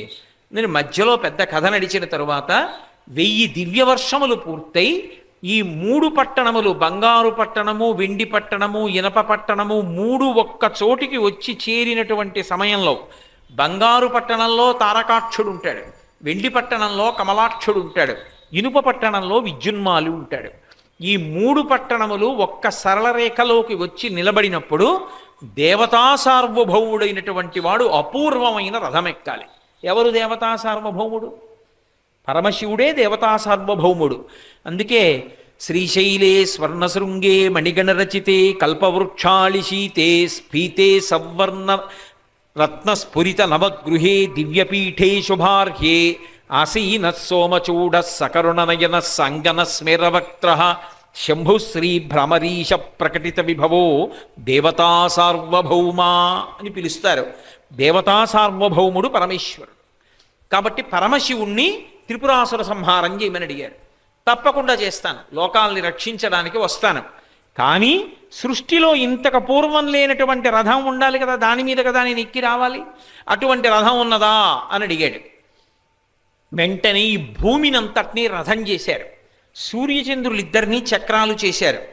ద్వాదశాదిత్యుల్ని 12 ఆదిత్యుల్ని తీసుకొచ్చి సూర్య చక్రానికి 12 ఆకులు చేశారు. 16 చంద్రకళల్ని తీసుకొచ్చి చంద్రుడు అనబడేటటువంటి చక్రానికి 16 ఆకులు చేశారు. ప్రణవాన్ని, ఓంకారాన్ని కొరడా చేశారు. చతుర్ముఖ బ్రహ్మగారిని సారథిని చేశారు. 4 వేదములను గుర్రాలు చేశారు. సరస్వతీదేవిని దానికి పెద్ద ఘంట చేశారు. మేరు పర్వతాన్ని ధనస్సుని చేశారు. ఆదిశేషుణ్ణి వింటినారిని చేశారు. దేవతా సార్వభౌముడైనటువంటి పరమేశ్వరుడు ఆ రథం ఎక్కి బయలుదేరాలన్నారు. ఇప్పుడు పరమేశ్వరుడు వచ్చి ఆ రథం ఎక్కాడు. దేవతా సార్వభౌమ పరమశివ జయహో అని దేవతాగణాలన్నీ కీర్తించాయి. రథం బయలుదేరాలి.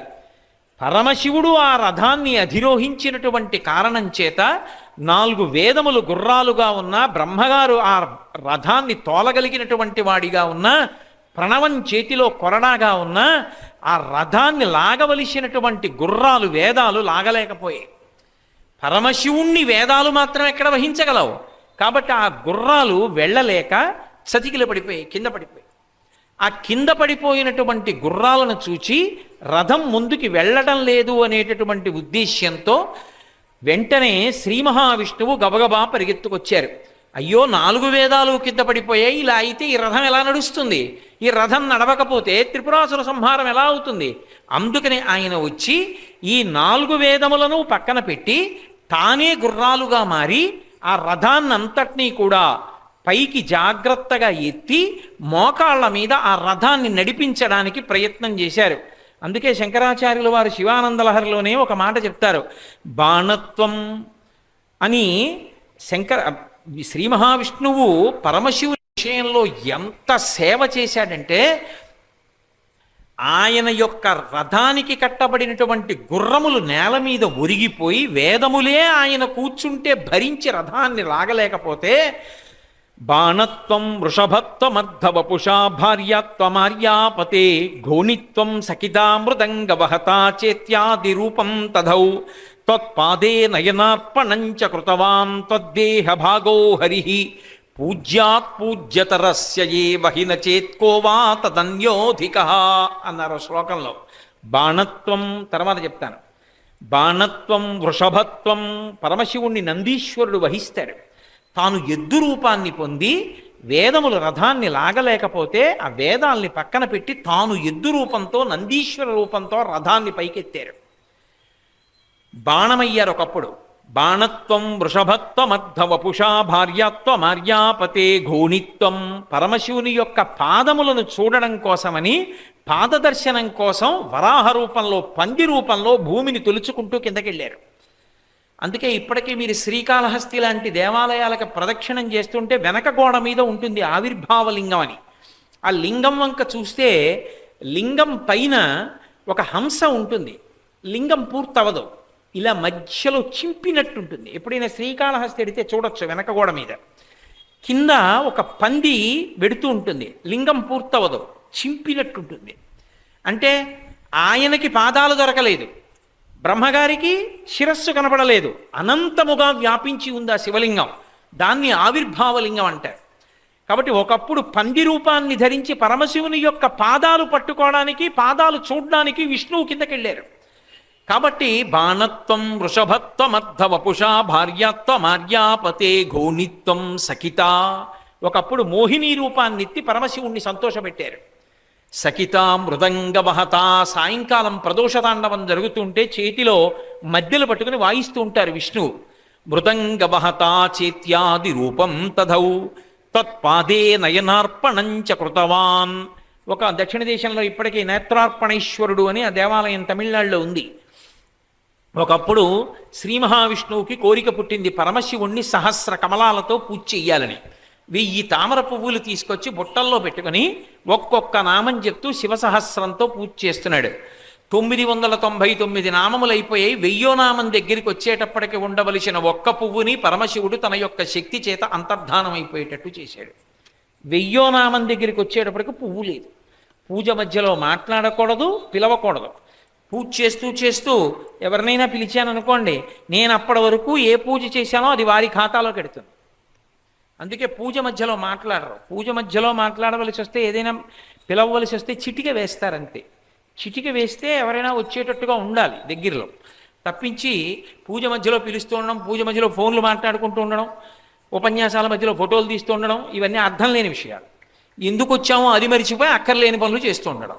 కాబట్టి బాణత్వం వృషభత్వమర్ధవపుషా భార్యాత్వమార్యాపతే ఘోణిత్వం సఖితామృదంగవహతాత్యాది రూపం దధౌ. ఆయన శ్రీ మహావిష్ణువు మధ్యలు పట్టుకుని వాయించి ఒకప్పుడు పరమశివుని యొక్క తాండవంలో సహకారం చేశాడు. ఒకరోజు ఏమిటి, ప్రతిరోజు సంధ్యావేళలో ఆయన తాండవం చేస్తూ ఉంటే ఈయన మృదంగం వాయిస్తూ ఉంటారు. 1000 తామర పువ్వు తక్కువైపోతే చూశాట, ఓహో పరమశివుడు ఒక పువ్వు కనపడకుండా చేశాడు. నా కళ్ళు తామర పూలలా ఉంటాయని వర్ణిస్తారు. రామ కమలపత్రాక్ష అంటారు కదా, రాముడు కమలపత్రముల వంటి కన్నులు ఉన్నవాడు, తామర పూలలా ఉంటాయి శ్రీ మహావిష్ణువు యొక్క కళ్ళు. కాబట్టి ఓ కన్ను పెకలించి శివుడి మీద నేను వేస్తానని ఒక కనుగుడ్డు పెకలించి పరమశివుడి పాదాల మీద పెట్టాడు. వెంటనే పరమశివుడు ప్రత్యక్షమై, ఇంత భక్తితో ఇన్ని మాటలు నన్ను సేవించావు కాబట్టి నా శరీరంలో అర్ధభాగం నీకు ఇస్తున్నానని సగం శరీరాన్ని విష్ణువుకి ఇచ్చేశారు. అందుకే హరిహర స్వరూపం అని ఒక రూపం, అందులో శివుని యొక్క సగభాగం విష్ణువు అయి ఉంటారు. ఆ కారణం చేతనే ఇప్పటికీ మీరు హైదరాబాద్ ఫిలిం నగర్ దేవాలయంలో చూస్తే ఆ హరిహర స్వరూపం అద్భుతంగా ఉంటుంది. అసలు నేను నిక్కచ్చిగా మీతో ఒక రహస్యం చెప్పాలి అంటే, విష్ణువే అమ్మవారు, అమ్మవారే విష్ణువు, ఇద్దరు ఉండరు. అందుకే అమ్మవారికి అలంకార ప్రియత్వం, విష్ణువుకి అలంకార ప్రియత్వం. విష్ణువు అవతారం తీసుకుంటారు, అమ్మవారు అవతారం తీసుకుంటుంది. విష్ణువు రాక్షస సంహారం చేస్తారు, అమ్మవారు రాక్షస సంహారం చేస్తుంది. విష్ణువే అమ్మవారిగా, అమ్మవారే విష్ణువుగా ఉంటారు. నారాయణి నారాయణ ఇద్దరు అన్నా చెల్లెళ్ళు, ఇద్దరూ ఒక్కసారే పుడతారు. అందుకే కృష్ణుడు పుట్టినప్పుడే యోగమాయ పుడుతుంది. ఇద్దరిది ఒకే తత్వంతో ఉంటారు, ఇద్దరూ ఒక తత్వం. అంతవరకు ఎందుకండి, ఒక్క మాట చెప్తా మీరు పట్టేసుకుంటారు. పిల్లలు ఎవరికి పుడతారు, ఆడవాళ్ళకా మగవాళ్ళకా? విష్ణువు యొక్క నాభికమలంలోంచి బ్రహ్మగారు పుట్టారంటే అర్థం ఏంటంటే అమ్మవారే విష్ణు రూపంలో ఉన్నది అని గుర్తు. అందుకే శివకేశవుల మధ్యకెళ్ళకరా, భార్యాభర్తల మధ్యలోకి వెళ్ళిన పాపం వస్తుందని. కాబట్టి శివుడి గురించి చెప్పి విష్ణువుని నిందించడం, విష్ణువు గురించి చెప్పి శివుణ్ణి నిందించడం మహాపరాధం. అలాంటి పనులు చేయకూడదు. కాబట్టి అంత ప్రయత్నం చేసి పూజించినటువంటి విష్ణువుకి శరీరంలో సగభాగం ఇచ్చాడు పరమశివుడు. భార్యాత్వమార్యాపతే ఆర్యా మహాదేవి అన్న పేరుతో శివుని యొక్క దేహార్ధ భాగమును పొందినటువంటిది శ్రీ మహావిష్ణువే. అటువంటి విష్ణువు త్రిపురాసుర సంహార కాలమునందు 4 వేదములు పరమశివుడెక్కిన రథానికి పూంచబడి, ఆ రథములు శివుడెక్కిన రథాన్ని లాగలేక కూలిపోతే విష్ణువు నందిస్వరూపంతో వచ్చి ఆ రథాన్ని పైకెత్తి ముందుకు లాగారు. రాక్షస సంహారం చేసి లోకాల్ని నిలబెడతాడు మహానుభావుడు. విష్ణువు అంటే ధర్మాన్ని నిలబెడతాడు ఆయన. అందుకని ఆయన ఆ రథాన్ని ముందుకు లాగాడు. ముందుకు లాగితే రథం ముందుకు వెళ్ళింది. ఆ ముందుకి వెళ్ళినటువంటి కొద్దిసేపటికే ఎదురుగుండా ఉన్నటువంటి ఆ త్రిపురాసురుల్ని సంహారం చెయ్యవలసి వచ్చింది. సంహారం చెయ్యవలసి వస్తే ఆయన మేరు పర్వతం అంటే అది బంగారు కొండ, ఆ బంగారు కొండనంతటినీ కూడా చేతిలో ధనస్సుగా పట్టుకున్నాడు. అందుకే పరమశివుడు ధనస్సు పట్టుకుంటే లోకములన్నీ గజగజ వణికిపోతాయి.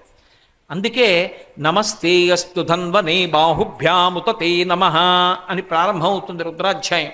అయ్యా నీ చేతిలో ఉన్నటువంటి ధనస్సుకి నమస్కారం, ఆ బాణాలకి నమస్కారం. మీరు ఆ ధనస్సుని మా ఎదురుగుండా పట్టుకుని మా మీద బాణప్రయోగం చేయకండి అంటారు. మేరు పర్వతాన్ని ధనస్సుగా పట్టుకుని ఆదిశేషుణ్ణి దానికి వింటినారిని చేశారు. చేసి ఇప్పుడు అపూర్వమైనటువంటి బాణాన్ని ప్రయోగించాలి. ఎవరా అపూర్వమైనటువంటి బాణం? శ్రీ మహావిష్ణువే బాణరూపాన్ని పొందారు. అది ఒకరు కాదు, లింగపురాణంలో వర్ణిస్తారు. సోమశ్చ భగవాన్ విష్ణు కాలాగ్నిర్వాయురేవచ శరే వ్యవస్థిత దేవమూచు ప్రణమ్యతం దగ్ధమప్యత దేవేశా వీక్షణేన పురత్రయం అస్మద్ధితార్థం దేవేశాశరన్మోక్తుమిహార్హసి అని అడిగారు. అయ్యా శివా, నీ 3వ కంటి మంట చేత త్రిపురమలను కాల్చేస్తున్నావు. మాకు ఎప్పటినుంచో ఓ కోరికుంది, నీ చేతితో నువ్వు మమ్మల్ని స్పృశించాలని. అందుకని బాణమై వచ్చి నీ చేతిలో నించున్నాం. ఎవరెవరు? సోమశ్చ భగవాన్ విష్ణు కాలాగ్నిర్వాయురేవచ. సోముడు, విష్ణువు, కాలాగ్ని, వాయువు నలుగురు కలిపి ఒక బాణరూపాన్ని పొంది ప్రార్థన చేశారు.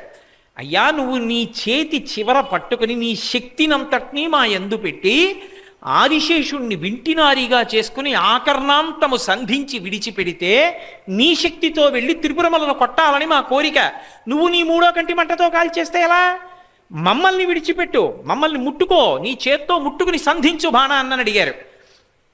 విచిత్రం ఏమిటంటే ఆయన బాణాన్ని సంధిద్దామని ప్రయత్నిస్తే బొటనవేలు బాణం మీద ఎటు పట్టుకున్నా పైకి కిందకి వెడుతోంది. ఏమిట్రా కాలం దాటిపోతోంది, ఈ బాణం విడిచిపెడదామంటే వేలు అటు ఇటు కదులుతోంది, ఏమిటి చమత్కారం అని ఆలోచించాడు. జ్ఞాపకానికి వచ్చింది, ఓ నన్ను బాణం వేయకుండా చెయ్యగలిగినంత శక్తి కలిగిన వాడు కాకపోవచ్చు, కానీ లోకానికి ఒక మర్యాద నేను కదా నేర్పవలసిన వాణ్ణి, నేనే మర్యాద తప్పితే లోకానికి మర్యాద ఎలా తెలుస్తుంది? అందుకని బాణం మీద బొటనవేలు నిలబడకుండా చేస్తున్నాడు విఘ్నేశ్వరుడు. గణపతి పూజ చేయలేదు అని రథం దిగి విఘ్నేశ్వరుడికి కొబ్బరికాయ కొట్టి పూజ చేశాడు. విఘ్నేశ్వర పూజ ఎంతో చమత్కారం ఉంటుంది. విఘ్నేశ్వరుడికి పూజ అంతా సశాస్త్రీయంగా చేయకపోతే నిలబడి కొబ్బరికాయ ఠామ్మని నేలకేసి కొట్టడమే. ఆ ముక్కలు పిల్లలు కానీ తీసుకుని వెళ్ళిపోయారా మహాసంతోషాన్ని పొందేస్తాడు విఘ్నేశ్వరుడు. అంటే రోడ్డు మీద కనబడ్డ దుకాణాలకన్నిటికీ దృష్టి తీసి కొట్టిన ముక్కలు తీసుకోకూడదు. విఘ్నేశ్వరుడు ముందు నిలబడి కొట్టిన కొబ్బరికాయ ముక్కలు పిల్లలు తప్పకుండా తీసుకుని తినాలి. కాబట్టి వెంటనే విఘ్నేశ్వరుణ్ణి పూజ చేసి రథం ఎక్కాడు. బాణం మీద బొటనవేలు నిలబడింది. ఒక్క బాణాన్ని ప్రయోగించాడంతే. ఆ బాణము చేత ఈ త్రిపురములు కూడా దగ్ధమైపోయి నేల మీద పడిపోయి 3 పురములను కాల్చినవాడు కాబట్టి త్రిపురారి అని పేరు వచ్చింది ఆయనకి. లోకాలనన్నింటినీ రక్షణ చేశాడు. ఇది బాహ్యం, త్రిపురములను సంహరించాడని. ఆంతరం అసలు త్రిపురాసుర సంహారం ఇక్కడ చేస్తూ ఉంటాడు. ఏమిటా సంహారం అంటే స్థూల శరీరము, సూక్ష్మ శరీరము, కారణ శరీరము అని మహాకారణ శరీరం మీద ఆధారపడతాయి. స్థూల శరీరం అంటే పైన ఉండేటటువంటి శరీరం, అది సప్తధాతువులతో ఉంటుంది. చర్మము, రక్తము, మాంసము, కొవ్వు, అస్థి, శుక్ల, మేధ అనబడేటటువంటి 7 పదార్థములతో తయారవుతాయి శరీరాలు. పైనంతా చర్మంతో కప్పేస్తాడు అందంగా. రక్తము, అస్థి అంటే లోపల ఎముకలు ఉంటాయి. చర్మము, రక్తము, అస్థి, కొవ్వు, శుక్ల, మేధ మొదలైన 7 పదార్థములతో ఈ శరీరము తయారై ఉంటుంది. దీన్ని స్థూల శరీరం అంటారు. ఇది ఎందుకు వస్తుందంటే యథార్థానికి గతంలో చేసుకున్న పాపాన్ని, పుణ్యాన్ని, సుఖము, దుఃఖము అన్న 2 పేర్లతో అనుభవించడానికి ఈ శరీరం వస్తుంది. ఇది లేదనుకోండి, నేను గత జన్మలో కుక్కని కొట్టిన పాపం ఎలా పోతుంది? నా కాలు కూడా నెప్పెడితే ఆ పాపం అక్కడతో పోతుంది. అలా బాధ పెట్టడం కోసం ఈ శరీరం వస్తుంది. ఇది మంచి సుఖాలు అనుభవించిందనుకోండి, గత జన్మలలో చేసుకున్న పుణ్యాలు పోతాయి. పుణ్యాన్ని పోగొట్టడానికి, పాపాన్ని పోగొట్టడానికి శరీరం వస్తుంది. అందుకే మళ్ళీ ఒళ్ళు దగ్గర పెట్టుకుని పుణ్యాలు చేసుకుంటూ ఉంటారు. పాపం చేయకుండా చూసుకోవాలి. కాబట్టి ఇప్పుడు ఇది స్థూల శరీరం. దీని లోపల ఒక శరీరం ఉంటుంది, దాన్ని సూక్ష్మ శరీరం అంటారు. అది మనస్సు. దానికి ఒక విచిత్రమైన లక్షణం ఉంటుంది. అది ఇంద్రియముల యొక్క శక్తులతో అనుసంధానమై లోపల సంకల్ప వికల్పాలు చేస్తూ ఉంటుంది. మనస్సు అంటే కంటి లోపల ఉన్న రెటీనా కనపడుతుందేమో కానీ మనసుని ఎక్స్రే తీసి చూపించండి అంటే కనపడదు. అది సంకల్ప వికల్ప సంఘాతము అంది శాస్త్రం. సంకల్పము అంటే ఓ ప్రతిపాదన తెస్తూ ఉంటుంది, వికల్పము చెప్పిన దాన్ని వదిలేస్తూ ఉంటుంది. నిద్ర లేచాననుకోండి, ప్రారంభమైపోతాయి అంతే సంకల్పాలు. ఇవాళ ఏం చేయాలి? ఇవాళ పెద్దాపురంలో సాయంకాలం శివానంద లహరి ప్రారంభం, అది గుర్తొస్తే మంచిదే. పొద్దున్నే భగవంతుడి గురించి ఆలోచన వచ్చినట్టు. ఏదో నేను ఫలానా చోటుకి వెళ్ళాలి, ఆ పని చెయ్యాలి, అది అవుతుందా, దానివల్ల నాకు 100 రూపాయలు కలిసి వస్తాయా, దిక్కుమాలిన ఆలోచనలు మొదలు. ఇది అయిపోతుంది. అయ్యో అంతకన్నా ముఖ్యమైన పని ఉంది, ఆధార్ కార్డు కోసం వెళ్ళాలి, అదో పని, అదోటి గుర్తొస్తుంది. ఇలా ఒకటి చెప్తుంది, ఇంతకన్నా ముఖ్యం ఇది చెయ్యాలి, ఏదో వదిలేస్తుంది. ఇంకోటి చెప్తుంది, వదిలేస్తుంది. అది మనస్సు. ఆ మనసు, బుద్ధి, చిత్తము, అహంకారము ఈ 4టిని కలిపి సూక్ష్మ శరీరం అంటారు. ఇదో చమత్కారంగా ఉంటాయి. అదో ఆలోచన చెప్తుంది. బుద్ధి ఒప్పుకుందనుకోండి, సరే చేద్దాం అందనుకోండి. చిత్తము వ్యూహాన్ని చెప్తుంది. సాయంకాలం పెద్దాపురం శివానంద లహరి చెప్పడానికి వెడదాం అని మనసు అందనుకోండి, తప్పకుండా చెయ్యి, మంచి పని, అటువంటివి చెయ్యాలి అందనుకోండి. బుద్ధి ఎలా చెయ్యాలి, ఎలా వెళ్ళాలి, నేను అక్కడికి వెళ్ళి నేను ఏ శ్లోకంతో మొదలెట్టాలి, దీనికి వ్యూహకర్త చిత్తం. ఆఖరణ వెళ్ళిపోయేటప్పుడు నేనే చెప్పిందట్టు, భగవంతుడు చెప్పించాడు రా అందం, నేనే చెప్పాను అంటుంది అహంకారం. ఈ 4టిని కలిపి సూక్ష్మ శరీరం అంటారు. పైకి కనపడవు, లోపలుండి పనిచేస్తాయి. ఈ 4 కూడా దేని మీద, అవి కూడా బడలిపోతాయి. బడలిపోయినప్పుడు మళ్ళీ శక్తిని పొందడానికి దేని మీద ఆధారపడతాయంటే కారణ శరీరం మీద ఆధారపడతాయి. కారణ శరీరమే భగవంతుడు. భగవంతుడు ఎక్కడుంటాడు అంటే నీవారస్సూకవత్తన్వి పీతాభాస్వత్యనూపమా. తెల్లవారులేస్తే చెప్తున్నాం కదా, వడ్డుగింజ చివర ఉండేటటువంటి మొన ఎంత ఉంటుందో అంత ఇక్కడ వెలుగుతూ ఉంటాడు. ఎక్కడుంటాడు అంటే నాభ్యాము పరితిష్టతి. ఎవరి బొడ్డులో వాళ్ళు చిటికిన వేలు పెట్టుకుని ఇలా పైకి పెడితే బొటన వేలు ఎక్కడ తగులుతుందో అక్కడ యోగ కమలం ఒకటి ఇలా కిందకి విచ్చుకుని ఉంటుంది. అదే ఆపరేషన్లు చేస్తే దొరికేది కాదు అది. ఆ కమలములకు చివర చిన్న బొడ్డు గింజ గీత అంత చిన్న చొక్క ఒకటి ఉంటుంది. తస్య మధ్యే మహానగ్నిర్విశ్వార్చిర్విశ్వతోముఖ. దాని మధ్యలో మళ్ళీ ఓ చిన్న చొక్క ఉంటుంది నలుసులా, అది వెలిగిపోతూ ఉంటుంది. తస్య భాష, ఆ కాంతి ఉందే అది ఊర్ధ్వమూల మతస్య, ఈ పైకి కిందకి పక్కలకి దాని కాంతి కొడుతూ ఉంటుంది.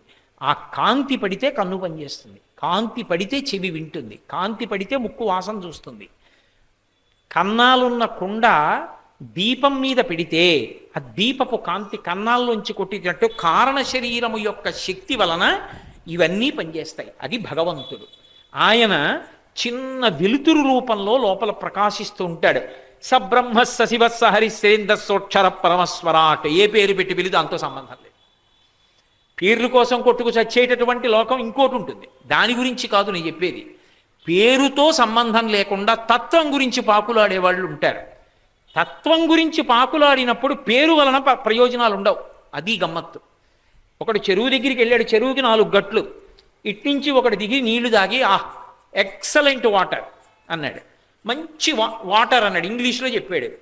ఇంకోటి అవతల వైపు ఒడ్డు నుంచి దిగాడు, అచ్చా పానీ అన్నాడు, మంచి నీళ్లు అని హిందీలో అన్నాడు.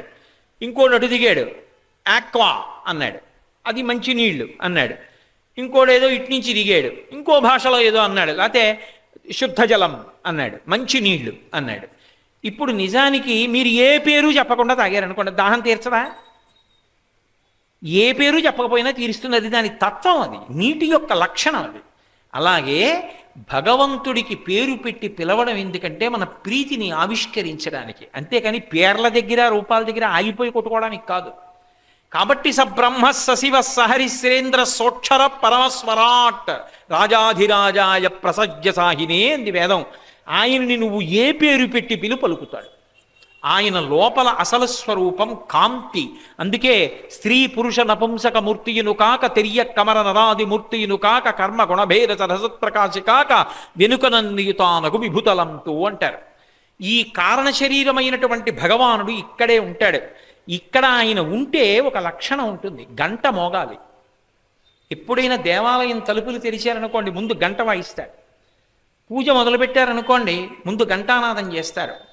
గంట మోగించితే దేవతలకు పిలుపు, గంట కొడతారు. గంట ఎప్పుడు ఆగిపోతుంది? భగవద్ దర్శనం ఆగిపోయిందనుకోండి, గంట ఆగిపోతుంది. తాడు పెట్టి స్తంభానికి కట్టేస్తారు. ఇక్కడ ఒక చక్రం ఉంటుంది, అనాహతము, ఒకరి చేత ఆపబడేది కాదు. గుండె lub dub lub dub lub dub అని ముందుకి వెనక్కి గంట మోగుతూ ఉంటుంది. ఎంతకాలం? ఇక్కడ ఈశ్వరుడు ఉన్నంతకాలం. ఆయన ఎంతకాలం ఉంటాడు? ఊపిర్లు లెక్క పెడతాడు. ఇన్ని ఊపిర్లు అని ఇస్తారు ఆయుర్దాయం, ఇన్ని ఏళ్ళని ఇవ్వరు. ఆ ఊపిర్లని వాడుకోవడం మీద ఉంటుంది. ఆ ఊపిర్లు తొందరగా వాడాడు అనుకోండి, ఆయుర్దాయం అయిపోతుంది. అందుకే శాస్త్రం అంతా దేని మీద ఉంటుందంటే ఊపిరిని జాగ్రత్తగా తీస్తారు తప్ప ఉద్వేగంతో ఉండవద్దు. తన కోపమే తన శత్రువు అని ఎందుకంటారంటే, కోపంగా ఉన్నవాడు విచ్చలవిడిగా ఉన్మాదంతో ఊపిరి తీసేస్తాడు కోపంతో, తన ఆయుర్దాయమే పోతోంది. కాబట్టి ఆ ఊపిరిలో ఆయన లెక్క పెట్టుకుంటాడు. ఆ లెక్క పెట్టుకున్న వాడికే చిత్రగుప్తుడని పేరు. చిత్రగుప్తుడు అంటే చిత్రంగా కూర్చొని గుప్తంగా లెక్కలు కడతాడు. కట్టి అయిపోయింది ఊపిరి అన్నప్పుడు ఠక్కుని దూకేస్తాడు. అలా దూకేశాడు అనుకోండి, శివము శవం అయిపోతుంది. అప్పుడు శివం అంటే మంగళప్రదం. ఆయన వెళ్ళిపోయాడు, శవం. ఆయన ఉన్నంతసేపు అనాహతం ఆగకూడదు, కొట్టుకుంటుంది. ఆయన దూకేశాడు, ఆగిపోతుంది. లబ్బన్నది డబ్బనకపోవచ్చు, డబ్బన్నది లబ్బనకపోవచ్చు. లబ్బకి డబ్బకి మధ్యలో ఆయన వెళ్ళిపోవడం ఉంటుంది. ఆయన వెళ్ళిపోతే ఆగిపోతుంది. కాబట్టి అసలు అనుగ్రహం అంతా ఎవరిది? ఆయనది. ఆయన ఇక్కడ ఉన్నాడు కాబట్టి ఇక్కడే ఉన్న పరమాత్మకి కారణ శరీరం అని పేరు. స్థూల శరీరము, సూక్ష్మ శరీరము, కారణ శరీరము, ఈ మూడే త్రిపురములు. ఈ త్రిపురముల యొక్క తత్వం అర్థమయ్యేటట్టు చెయ్యగలిగిన వాడు పరమేశ్వరుడు ఒక్కడే. ఆ పరమేశ్వరుడు గురించి తెలియడమే మహాకారణ శరీరం గురించి తెలియడం. మహాకారణ శరీరం గురించి ఎరుకలోకి వస్తే ఈ త్రిపురం పడిపోతుంది. అందుకే భార్య త్రిపుర సుందరి, ఆయన త్రిపురాంతకుడు, వాళ్ళిద్దరూ ఆది దంపతులు. అది విచిత్రం. కాబట్టి జ్ఞానమిచ్చి మోక్షము వైపు నడిపించగలిగినటువంటి వాడు పరమశివుడు. కాబట్టి నిత్యాయ త్రిగుణాత్మనే పురజితే కాత్యాయని శ్రేయసే, ఆయన కాత్యాయని అనేటటువంటి పేరుతో ఉన్నటువంటి పార్వతీదేవి యొక్క తపస్సునకు ఫలమైనటువంటి వాడు.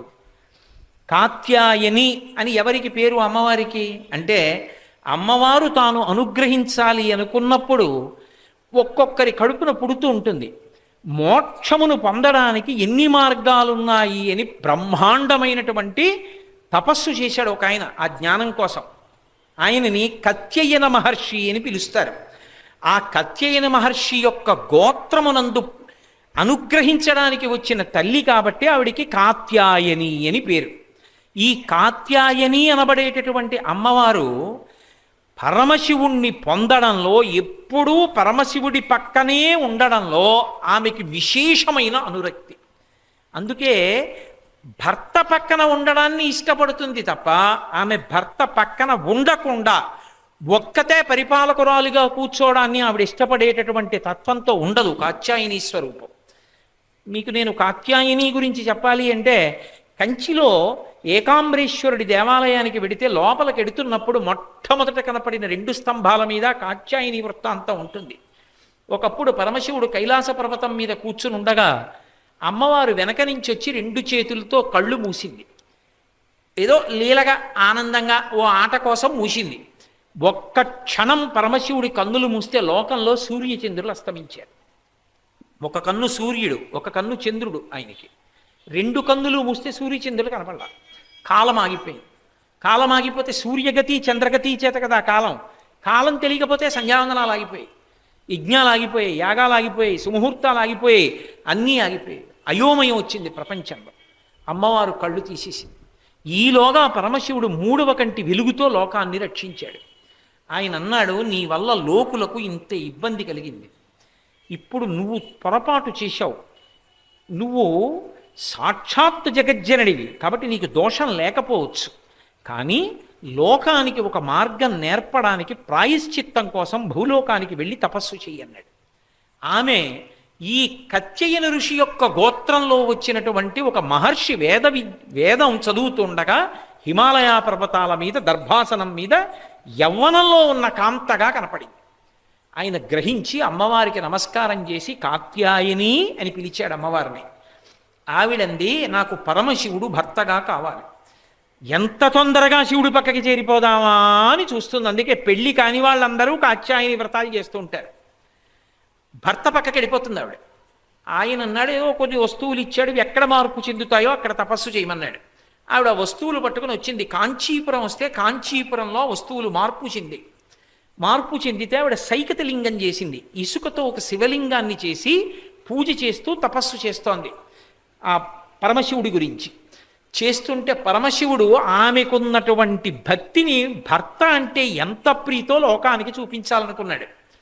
తన జటాజూటంలోంచి బ్రహ్మాండమైన గంగాజలాన్ని విడిచిపెట్టాడు. అంత పెద్ద గంగ, ఎంత గంగ అంటే దాన్ని ఎంత వర్ణించారంటే భూమి ఆకాశం కలిసిపోయి అంత గంగ వచ్చింది. ఆవిడ భయపడిపోయింది. ఆదిశక్తి భయపడుతుందా?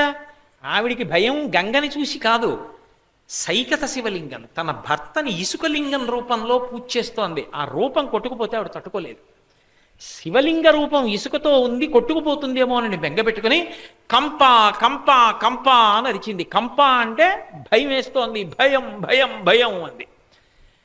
అప్పుడు వెంటనే ప్రళయకాల బంధని అన్న రూపంతో తనలోంచి దుర్గాంశని పైకి తీసింది. ఆవిడ ఈ మొత్తం గంగనంతటిని తాగేసింది. ప్రళయకాల స్వరూప గంగాబంధని అంటారు ఆవిడ. ఆ నీళ్లు తాగింది. తాగితే పరమశివుడు చూసి ఏం చేస్తుందో చూస్తానని దీనికి రెట్టింపు నీరు విడిచిపెట్టాడు. ఆవిడ వెంటనే తన అన్నగారైనటువంటి విష్ణువుని ప్రార్థించి, అన్నగారు అన్నాడు, అమ్మ బావగారి యొక్క పరీక్షమ్మ, నీటిని తాగితే పోదు, నీకున్నటువంటి పతిభక్తిని చూపించు, ప్రసన్నుడవుతాడన్నాడు. వెంటనే ఆవిడికి అన్న బాధల్లో ఏమిటంటే శివలింగం కొట్టుకుపోతుందని ఆవిడ గభాలన వంగి శివలింగాన్ని గట్టిగా కౌగిలించుకుంది. కొట్టుకుపోతే ఇద్దరం కొట్టుకుపోవాలి తప్ప నా కళ్ళ ముందు ఈ శివలింగ స్వరూపం కొట్టుకుపోవడానికి వీల్లేదు. ఆమె అలా కౌగిలించుకున్నప్పుడు ఆమె చేతి కంకణముల యొక్క ముద్రలు కౌగిలించుకున్నప్పుడు ఆవిడ యొక్క కుచముల ముద్రలు ఆ శివలింగం మీద పడ్డాయి. ఉమాలింగన సంక్రాంత కుచ కంకణ ముద్రితం లింగమేకామ్రనాథస్యాసైకతం సముపాస్మహే. అందుకే కంచిలో ఉన్నటువంటి శివలింగానికి ఇప్పటికీ నీళ్లతో అభిషేకం లేదు. ఏకాంబరేశ్వరుడికి మల్లె నూనెతో అభిషేకం చేస్తారు. ఆమె యొక్క ముద్రలు ఆ శివలింగం మీద పడ్డాయి. వెంటనే పరమశివుడు ఎక్కడ నా రూపమైన శివలింగం కొట్టుకుపోతుందోనని ఇంత తాపత్రయపడిందని సాక్షాత్కరించి అమ్మవారిని స్వీకరించాడు. భర్త పక్కకి చేరిపోయింది. అందుకే కాత్యాయని అన్న పేరుతో వ్రతం చేస్తారు. లోకంలో వివాహానికి అన్నిటికన్నా చాలా భయంకరమైనటువంటి ప్రతిబంధకం ఎక్కడుంటుంది అంటే జాతకంలో కుజదోషం ఉంటే ఉంటుంది. ఎందుకంటే కుజదోషం ఉందనుకోండి, వాళ్ళు మళ్ళీ కుజదోషం ఉన్న వాళ్ళనే చేసుకోవాలి తప్ప కుజదోషం లేని వాళ్ళని చేసుకుంటే ఆ భార్యాభర్తల్లో ఒకళ్ళు శరీరం వదిలిపెట్టేస్తారు, ఇక వాళ్ళకి దాంపత్య జీవితం ఉండదు. అందుకే కుజదోషం ఉన్న జాతకంలో ఉన్న వాళ్ళకి పెళ్ళవడం చాలా కష్టం అవుతూ ఉంటుంది. ఆ కుజదోషం ఉన్నవాళ్ళు మళ్ళీ దొరికి ఇద్దరు బాగా ఉండాలి సంతోషంగా. ఆ కుజుడెవరు? ఆయన పరమశివుని యొక్క కుమారుడే. ఒకప్పుడు సతీదేవిగా పార్వతీదేవి శరీరాన్ని విడిచిపెట్టినప్పుడు అపారమైనటువంటి తపస్సులో ఆయన ఉండగా అలసటకి ఆయన భ్రూమధ్యము నుంచి జలబిందు ఒకటి నీటి మీద పడింది. ఆయన యొక్క చెమట బిందువు ఉత్తినే పోకూడదు కాబట్టి దాంట్లోంచి 4 భుజాలతో పిల్లవాడు పుట్టాడు ఎర్రటి రంగుతో. భూదేవి ఆ పిల్లవాడు ఏడుస్తుంటే చూస్తూ ఊరుకున్నావా అని దెబ్బలాడతాడేమోనని పాలిచ్చింది. భూదేవి నువ్వే పెంచు అన్నాడు. ఆయనే కుజుడు, శివపుత్రుడు. కుజుడి గురించి వింటే చాలు అపారమైనటువంటి శివానుగ్రహం కలుగుతుందని చెప్పింది శివమహాపురాణం. అటువంటి కుజుడు జాతకంలో కానీ దోషంతో ఉంటే, కుజదోషం ఉంది జాతకంలో అని ఎలా చెప్తారంటే లగ్నం నుంచి కానీ చంద్రుడున్నటువంటి రాశి నుంచి కానీ శుక్రుడున్నటువంటి రాశి నుంచి కానీ రెక్క పెట్టినప్పుడు 2 కానీ 4 కానీ 7 కానీ 8 కానీ 12వ స్థానంలో కానీ కుజుడు వచ్చి ఉంటే ఆ జాతకానికి కుజదోషం ఉంది అంటారు వధూవరుల జాతకంలో. అప్పుడు వాళ్ళని పెళ్లి చేసుకోకూడదు. ఈ కుజదోషం ఉన్న వాళ్ళకి పెళ్ళవడం చాలా కష్టం. కుజదోషం ఉన్న వాళ్ళకి తొందరలో యోగ్యుడైనటువంటి వరుడొచ్చి మళ్ళీ కుజదోషం ఉన్నవాడు దొరికి వాళ్ళు సంతోషంగా పరమానందంగా జీవితాన్ని గడపాలి అంటే నాకు తెలిసి ఉన్నంత వరకు శాస్త్రంలో ఒకే ఒక్క విరుగుడు కాత్యాయని వ్రతం ఒక్కటే. ఆ కాత్యాయని వ్రతం అన్ని చోట్ల చేయించడం, అన్ని చోట్ల సశాస్త్రీయంగా నడిపించడం అంత తేలిక విషయాలు కావు. ఇక్కడ ప్రత్యేకంగా శివానందలహరి జరుగుతోంది కాబట్టే ఈ వ్రతం ద్వారా పెళ్లి కాని ఆడపిల్లలందరి యొక్క అభ్యున్నతి కొరకు ఆదివారం నాడు ఉదయం కాత్యాయని వ్రతాలు చేయించడానికి సంకల్పం చేశారు నిర్వాహకులు. ఆ కాత్యాయనీదేవిని పూజ చేస్తే మంచి వరుడు వస్తాడు.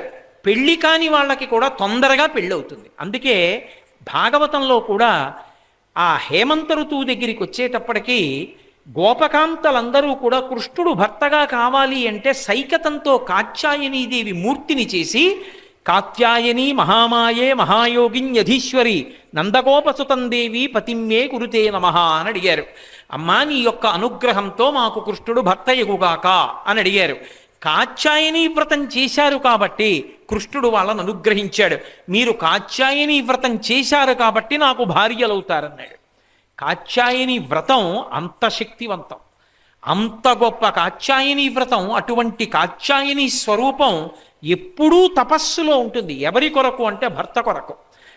ఆమె భర్త కొరకు ఎలా తపస్సు చేసి శివుణ్ణి పొందిందో అలాగే కాత్యాయని వ్రతం చేసి కాత్యాయని ఆరాధన చేసినటువంటి వాళ్ళందరికీ కూడా యోగ్యుడు చక్కగా సంతోషంగా ఇద్దరూ కలిసి ఆనందంగా జీవితం గడపడానికి యోగ్యమైనటువంటి వరుడు వచ్చేటట్టుగా అమ్మవారు అనుగ్రహిస్తుంది కాత్యాయని వ్రతం చేసినటువంటి ఆడపిల్లల్ని. అందుకు వెతుక్కుని కాత్యాయని వ్రతం చేస్తారు.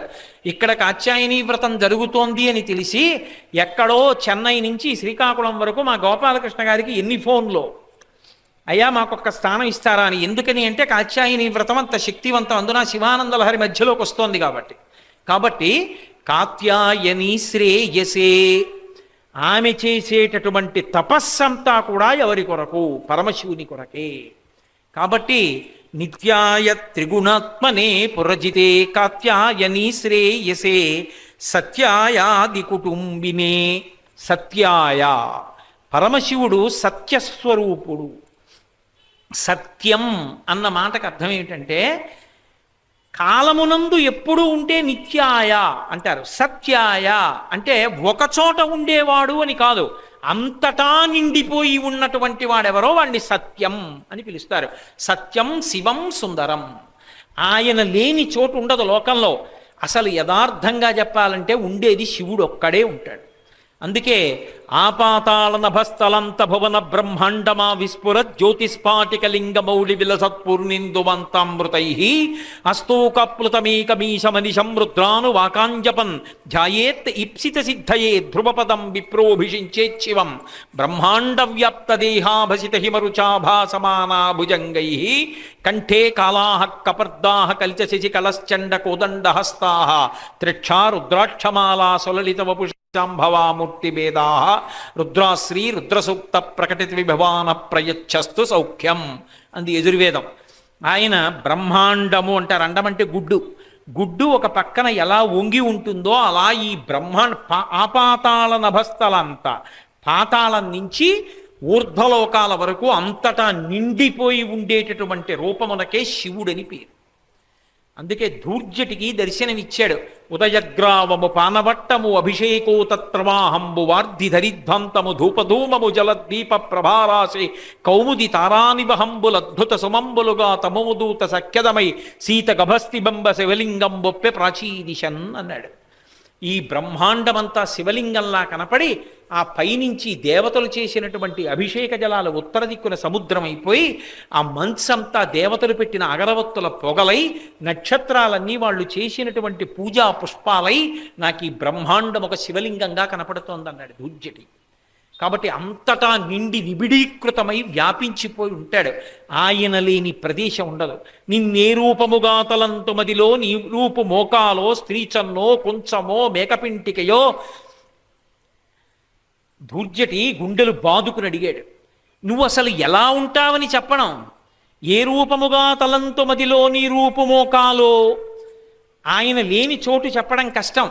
ఒకప్పుడు అర్జునుడు మహాశివరాత్రి నాడు అభిషేకం చేయాలని చెప్పి గబగబా బయటకు పరిగెడుతున్నాడు. కృష్ణుడు రథం దిగి వచ్చాడు.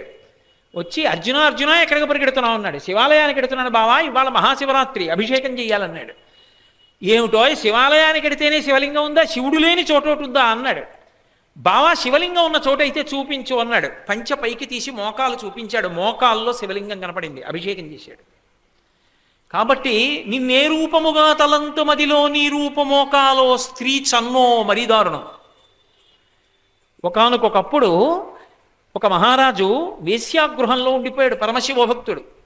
ఏదో వెళ్ళిపోదాం అనుకున్నాడు. రాత్రివేళ నిద్ర పట్టేసింది. తెల్లవారిపోయింది. మహాశివరాత్రి ఎక్కడ చూసినా అభిషేక మంత్రాలు వినపడుతున్నాయి. అయ్యయ్యో మహాపాపాత్ముణ్ణి, వేశ్యాగృహంలో ఉండిపోయాను, ఎలా అభిషేకం చేయడం? తల్లడిల్లిపోయాడు. చుట్టూ చూశాడు, ఎక్కడన్నా శివుడు మూర్తి కనపడుతుందేమో అని. చిత్ర విచిత్రమైనటువంటి చిత్రవులన్నీ పెట్టింది ఆవిడ. శివలింగం కోసం మనసు ఆర్తి చిందిపోయింది, ఎక్కడ కనపడుతుంది శివుడని. వేశ్య నిద్రపోతోంది.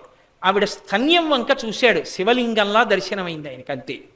అక్కడ ఉన్నటువంటి నీటి పాత్ర తీసుకెళ్ళి నమస్తే అస్తు భగవన్ విశ్వేశ్వరాయ మహాదేవాయ త్ర్యంబకాయ త్రిపురాంతకాయ త్రికాగ్నికాలాయ కాలాగ్నిరుద్రాయ నీలకంఠాయ మృత్యుంజయాయ సర్వేశ్వరాయ సదాశివాయ శ్రీమన్మహాదేవాయ నమః అని అభిషేకం చేశాడు. అందుకున్నాడు శివుడు. స్త్రీచన్నో మేకపింటికయో. అందుకే ఆచంటేశ్వరుడు అంటారు. చంటి చన్ను అన్న మాటతో వచ్చేటట్టుగా ఆచంటేశ్వరుడని పేరు ఆయనకి. మేకపింటికయో మరీ అన్యాయం. ఓ మేకలు కాసుకునేవాడు శివాలయంలో చూశాడు. ఒరే మనం కూడా వాళ్ళలా అభిషేకం చేస్తే బాగుంటుందిరా అనుకున్నాడు. అభిషేకానికి మంత్రం ఏమొచ్చు? పాపం ఏం రాదు. ఎలా వెళ్ళి చేస్తాడు అభిషేకం? ఆలోచిస్తూ కూర్చున్నాడు. మేకలు మేత మేస్తూ ఉండగా ఓ మేక పెంటికలు వదిలిపెట్టింది. అది గుత్తిగా వదిలిపెట్టింది. అది కింద పడి ఆ గుత్తిలో ఉన్న పెంటికలన్నీ భూమి మీద అటు ఇటు చల్లాచెదరగా పడ్డాయి. ఒకటి లేచి ఇలా నిలబడ్డంలో శివలింగంలా కనపడింది నల్లగా. అబ్బా ఇది శివలింగం అన్నాడు. గబగబా వెళ్ళి మేక పాలు పిండాడు. ఓ కుండ పట్టుకొచ్చి శివ శివ శివ శివ శివ శివ శివ శివ శివ శివ శివ శివ శివ శివ శివ అంటూ పోశాడు. అతని భక్తికి మెచ్చుకున్నాడు పరమేశ్వరుడు. మెచ్చుకుని కాటము అంటే మేక పింటిక, అందులోంచి శివలింగ రూపాన్ని పొందాడు. కాటేశ్వరుడు అంటే మోటుగా ఉంటుందని కోటేశ్వరుడు అన్నారు. భక్తికి మెచ్చుకుని పరమశివుడు ఒక మేక పెంటికలోంచి తాను ఆవిర్భవించిన రూపానికే కోటేశ్వరుడని పేరు. కోట్లున్నవాడని కాదు దాని అర్థం. కాబట్టి నిన్నే రూపముగా తలంతు మదిలో నీతి రూపు మోకాలో స్త్రీచన్నో కుంచమో మేక పెంటికయో. కుంచమో ఒక వైశ్యుడు ఉండేవాడు, ఆయనకి శివుడు అంటే మహాప్రీతి. వాళ్ళు ఎట్టి పరిస్థితుల్లోనూ కూడా కొలపాత్ర ఉంటుంది, ఆ బియ్యం అవి కొలిచేది పప్పులను, దాన్ని బోర్లించకూడదని. ఆయన ఏం చేసేవాడంటే ఎవరైనా వచ్చి అయ్యా ఏదో 1/4 కిలో ఆవాలు ఇవ్వండి అంటే కట్టిచ్చేసి మళ్ళీ ఇంకో బేరం వచ్చే లోపల ఈ పాత్రని తీసి ఈ కుంచాన్ని బోర్లించేవాడు. ఎవరికీ కనపడకుండా ఆ పక్కన బల్లెట్టి దాని మీద బోర్లించేవాడు. ఆ బియ్యం కాసిని తడిపి పక్కన పెట్టుకునేవాడు. శ్వేతాక్షతలు చాలుగా, ఆయనకి తెల్లటి బియ్యం చాలు. ఇది తీసి ఒక్కొక్కటి వేస్తూ ఓం నిధనపతయే నమః, ఓం నిధనపతాంతికాయ నమః, ఓం ఊర్ధ్వాయ నమః అని అదే శివలింగం అని పూజ చేసుకుంటూ ఉండేవాడు. ఇంకోళ్ళు ఎవరో వచ్చి అయా ఏదో కాశ ధనియాలి మళ్ళీ కట్టించేసేవాడు. ఆయన వెళ్ళిపోతే మళ్ళీ ఒక్కొక్క గింజ తీసివేస్తూ పూజ చేసేవాడు. ఆఖరికి అందులోంచే ఆ శివుడు ఆవిర్భవించి శివలింగ స్వరూపాన్ని పొంది కలిపేసుకున్నాడు వైశ్యుడిని తనలో. కాబట్టి మేకపింటికయు ఏం చెప్పమంటావు ఈశ్వర, నీ రూపం ఇది, నువ్వు ఇక్కడ ఉంటావు, ఇక్కడే ఉంటావని చెప్పడం ఎలా కుదురుతుంది? ఆపాతాల నభస్థలంత భువన బ్రహ్మాండం ఆ విస్ఫురత్, అంతటా నిండి నిబిడీకృతమైపోయింది శివస్వరూపం, అది కానిది లేదు. కాబట్టి శంకర, మిమ్మల్ని ఏమని పిలవను, ఎక్కడుంటారని చెప్పడం సాధ్యమవుతుంది? కాబట్టి నిత్యాయ త్రిగుణాత్మనే పురజితే కాత్యాయనీ శ్రేయసే సత్యాయ, అన్ని లోకములు నిండి నివిడీకృతమైపోయినవాడా, ఇక్కడ అక్కడ అని తేడా లేకుండా 3 లోకములు, ఎన్ని లోకాలున్నాయో అన్ని లోకాలలోనూ నిండిపోయినటువంటి వాడు పరమేశ్వరుడు. చేరరాజు గారి కథ అని ఒక కథ చెప్తారు. ద్రవిడ దేశంలో ఇప్పటికీ అవయార కథలని ప్రఖ్యాతిగా చెప్తారు. ఒకప్పుడు అందరూ వెళ్ళి నది పొంగింది, దానికి గట్టు వెయ్యాలి, ప్రతి కుటుంబం నుంచి ఒక్కొక్కళ్ళు వెళ్ళి గట్టి వెయ్యాలన్నారు. పాపం అవ్వ ఉంది, ఆవిడ కుటుంబం, ఆవిడకి ఎవరున్నారు, భర్త లేరు, పిల్లలు లేరు, ఎవరూ లేరు. పరమశివుడే వచ్చాడు. వచ్చి నాకు ఆకలేస్తోంది, ఏమైనా ఉంటే పెట్టవ్వా అన్నాడు. అంటే ఆవిడంది ఏమీ లేవు, తుంపులు ఉన్నాయ్యా అంది. పోనీ తుంపులే పెట్టన్నాడు. తుంపులంటే మీకు తెలుసా? అట్లు వేసినప్పుడు అట్టు చివరి భాగంలో కొంచెం ఇలా ఇలా ఇలా ఇలా రకరకాలైనటువంటి ఇది వచ్చి అట్టు తీసేసినప్పుడు చిన్న చిన్న ముక్కలు ఊడిపోతాయి, దాన్ని అట్లకాడతో పక్కకి లాగేస్తారు, ఎర్రగా మంచి కరకరలాడుతూ ఉంటాయి. ఆ తుంపులు ఉన్నాయి అంతే. అట్లన్నీ తినేశారు వచ్చిన వాళ్ళు బాటసారులు. నాయన తుంపులు ఉన్నాయిరా, అట్లు లేవుంది ఆవిడ. పోనీ తుంపులు పెట్టావా అన్నాడు. ఆవిడ ఆ అట్లు చిరిగిపోయిన తుంపు ముక్కలు పెట్టింది, ఆ తుంపులు తిన్నాడు. తిని అవ్వా, నేను ఎవరి దగ్గరైనా ఏమైనా పుచ్చుకుంటే ఉపకారం చేయకుండా వెళ్ళను, ఏం కావాలి నీకన్నాడు. అదిగో ఆ నది దగ్గర కట్ట వెయ్యాలి, కానీ నా ఇంట్లో ఎవరు మొగాళ్ళు లేరు, నేను వెళ్ళి చేయలేను పెద్దదాన్ని, నా పనుకున వెళ్ళి కట్ట వెయ్యండి. ఆయన కట్ట వేయడం మానేసి పాటలు పాడుకుంటూ కూర్చున్నాడు. అటుగా వచ్చాడు రాజుకి సంబంధించినటువంటి అధికారి. ఏమిరా నువ్వు వేయట్లేదేం కట్ట అన్నాడు. వీళ్ళందరూ వేస్తే నేను వేసినట్టే అన్నాడు. అంటే నువ్వు పని చేయకుండా కూర్చుంటావా అని రాజుగారిని పిలిచాడు. రాజుగారి కోపం వచ్చి కొరడా తీసి ఒక్క దెబ్బ కొట్టాడు. కొట్టేటప్పటికి తన రాజ్యంలో కాదు, లోకంలో ఉన్న వాళ్ళందరి వీపు మీద వాత పడింది. అందరూ బాబోయ్ అని ఒక్కసారి అరిచారు. కుక్కలు, పిల్లులు, నల్లులు, తల్లో పేలు కూడా. అప్పుడు ఆయనకు అర్థమైంది, ఈయన పరమశివుడు రా, మహానుభావుడు, ఈయన్ని కొరడాతో కొట్టానని కాళ్ళ మీద పడ్డాడు. అప్పుడు రక్షించి ఆ నదికి వరదలు రాకుండా చేశాడు. ఇప్పటికీ అవయ్యారు కథలని తమిళ దేశంలో చాలా విశేషంగా చెప్తారు. ఆయన కానిది, ఆయన లేనిది ఎక్కడుంది లోకంలో? అవయార్ విఘ్నేశ్వరుడికి పూజ చేస్తోంది. చేరరాజు సుందరమూర్తి వచ్చారు. వచ్చి మేము కైలాసానికి వెడుతున్నాను, నువ్వు వస్తావా అవయార్ అన్నారు. నేను విఘ్నేశ్వర పూజ చేసుకుంటున్నాను, మీరు వెళ్ళిపోందండి. వాళ్ళ యోగాశ్వాలు, దాని మీద వెళ్ళిపోతారు వాళ్ళు వెళ్ళిపోయారు కైలాసానికి. ఈవిడ పూజ అంతా చేసి వినాయకుడిని అంది, వాళ్ళు వెళ్ళిపోయారు కైలాసానికి, నేను ఎలా వెళ్ళనంది. ఆయన అన్నాడు, బెంగెందుకు పెట్టుకుంటావు అని ఆ మూర్తిలోంచి తొండం బయటకు వచ్చి జాగ్రత్తగా ఇలా పట్టుకుని అవ్వయారిని ఇలా అన్నాడు. ఆవిడ వెళ్ళి కైలాసంలో కూర్చుంది. పరమశివుడు ఇలా కూర్చుంటే ఆవిడ ఇలా ఎదురుగుండా కూర్చుంది. ముఖం అటు పెట్టింది, పృష్ఠభాగం శివుడి వైపు పెట్టింది. ఇంతలో చేరరాజు సుందరమూర్తి వచ్చారు. అయ్యో అయ్యో అయ్యో అయ్యో శివుడికి పృష్ఠభాగం పెట్టి లోకానికి ముఖం పెట్టావు తప్పు కదా, శివుడి వైపుకి తిరిగన్నారు. ఆవిడంది, పెద్దదాన్ని నేను ఎక్కడ తిరగలనాయా, మీరే తిప్పండి అంది.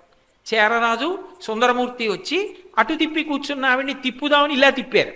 ఇలా తిప్పి ఇలా పూర్తిగా తిప్పితే కదా ఇటు తిరుగుతుంది, ఇలా తిప్పారు. ఇక్కడ సింహాసనంలో కూర్చున్న శివుడి సింహాసనం జర్రనట్టు వెళ్ళిపోయింది. అటు తిప్పారు అటు వెళ్ళిపోయింది, అటు తిప్పారు అటు వెళ్ళిపోయింది. ఆయన అన్నాడు, ఆవిడ్ని తిప్పకంటారా, నేను తిరుగుతున్నాను అన్నాడు. ఎందుకని ఆవిడకు ఒక నమ్మకం, శివుడు లేని చోటు ఇక్కడ ఉంది, అంతటా శివుడు ఉన్నాడని నమ్మింది ఆవిడ. అందుకే ఆవిడ ఎటుంటే శివుడు అటు తిరిగిపోయాడు. అది శివుడు అంటే అంతటా నిండి నిబిడీకృతమైపోయినటువంటి మహానుభావుడు. కాబట్టి సత్యాయ, ఇది శంకరాచార్యుల వారి భావన. శివుడంటే కేవలం శివాలయంలో ఉన్నాడని మొదలుపెట్టాలి.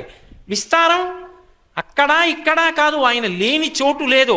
నమస్ష్ప్యాయచ ఫేన్యాయచ శిఖత్యాయచ ప్రవాహ్యాయచ, ఆఖరికి నీటి మీద ఉన్నటువంటి నురుగు, పడుతున్నటువంటి వర్షం, మెరుస్తున్నటువంటి మెరుపు, ఆకాశం, దొంగ దొంగ వడ్రంగి, ఆవు దూడ, ఆయన కానిది ఆయన లేనిది లేదు లోకంలో, అన్నీ ఆయనే. అటువంటి శివుడు ఎవరో, ఎవరు తగ్గిపోవడం ఉండదో, ఎవడు ఉండకపోవడం ఉండదో, ఎవడిని ధ్యానం చేస్తే వాడు మనం అవుతామో వాడు సత్యాయ. కాబట్టి నిత్యాయ త్రిగుణాత్మనే పురజితే కాత్యాయని శ్రేయసే సత్యాయ ఆది కుటుంబినే. ఇప్పుడు నేను ఆ ఆది కుటుంబినే మొదలుపెట్టాను అనుకోండి, అర్ధనారీశ్వరతత్వం అంతా చెప్పాలి. ఆయన ఎందుకు ఆది కుటుంబి అయ్యాడో చెప్పాలి. ఎక్కడవుతుంది? చాలు, ఓ శ్లోకంలో ఓ పాదమైన సంతోషమే. ఒక్క పాదమైందిగా ఇవాళ, రేపు ఈ శ్లోకంలోనే మిగిలినటువంటి 2 పాదాలకి వ్యాఖ్యానం చేస్తాను. రేపు మళ్ళీ తిరిగి బహుశः రేపు ఇలా ఆలస్యం ఉండదు అని నేను అనుకుంటున్నాను.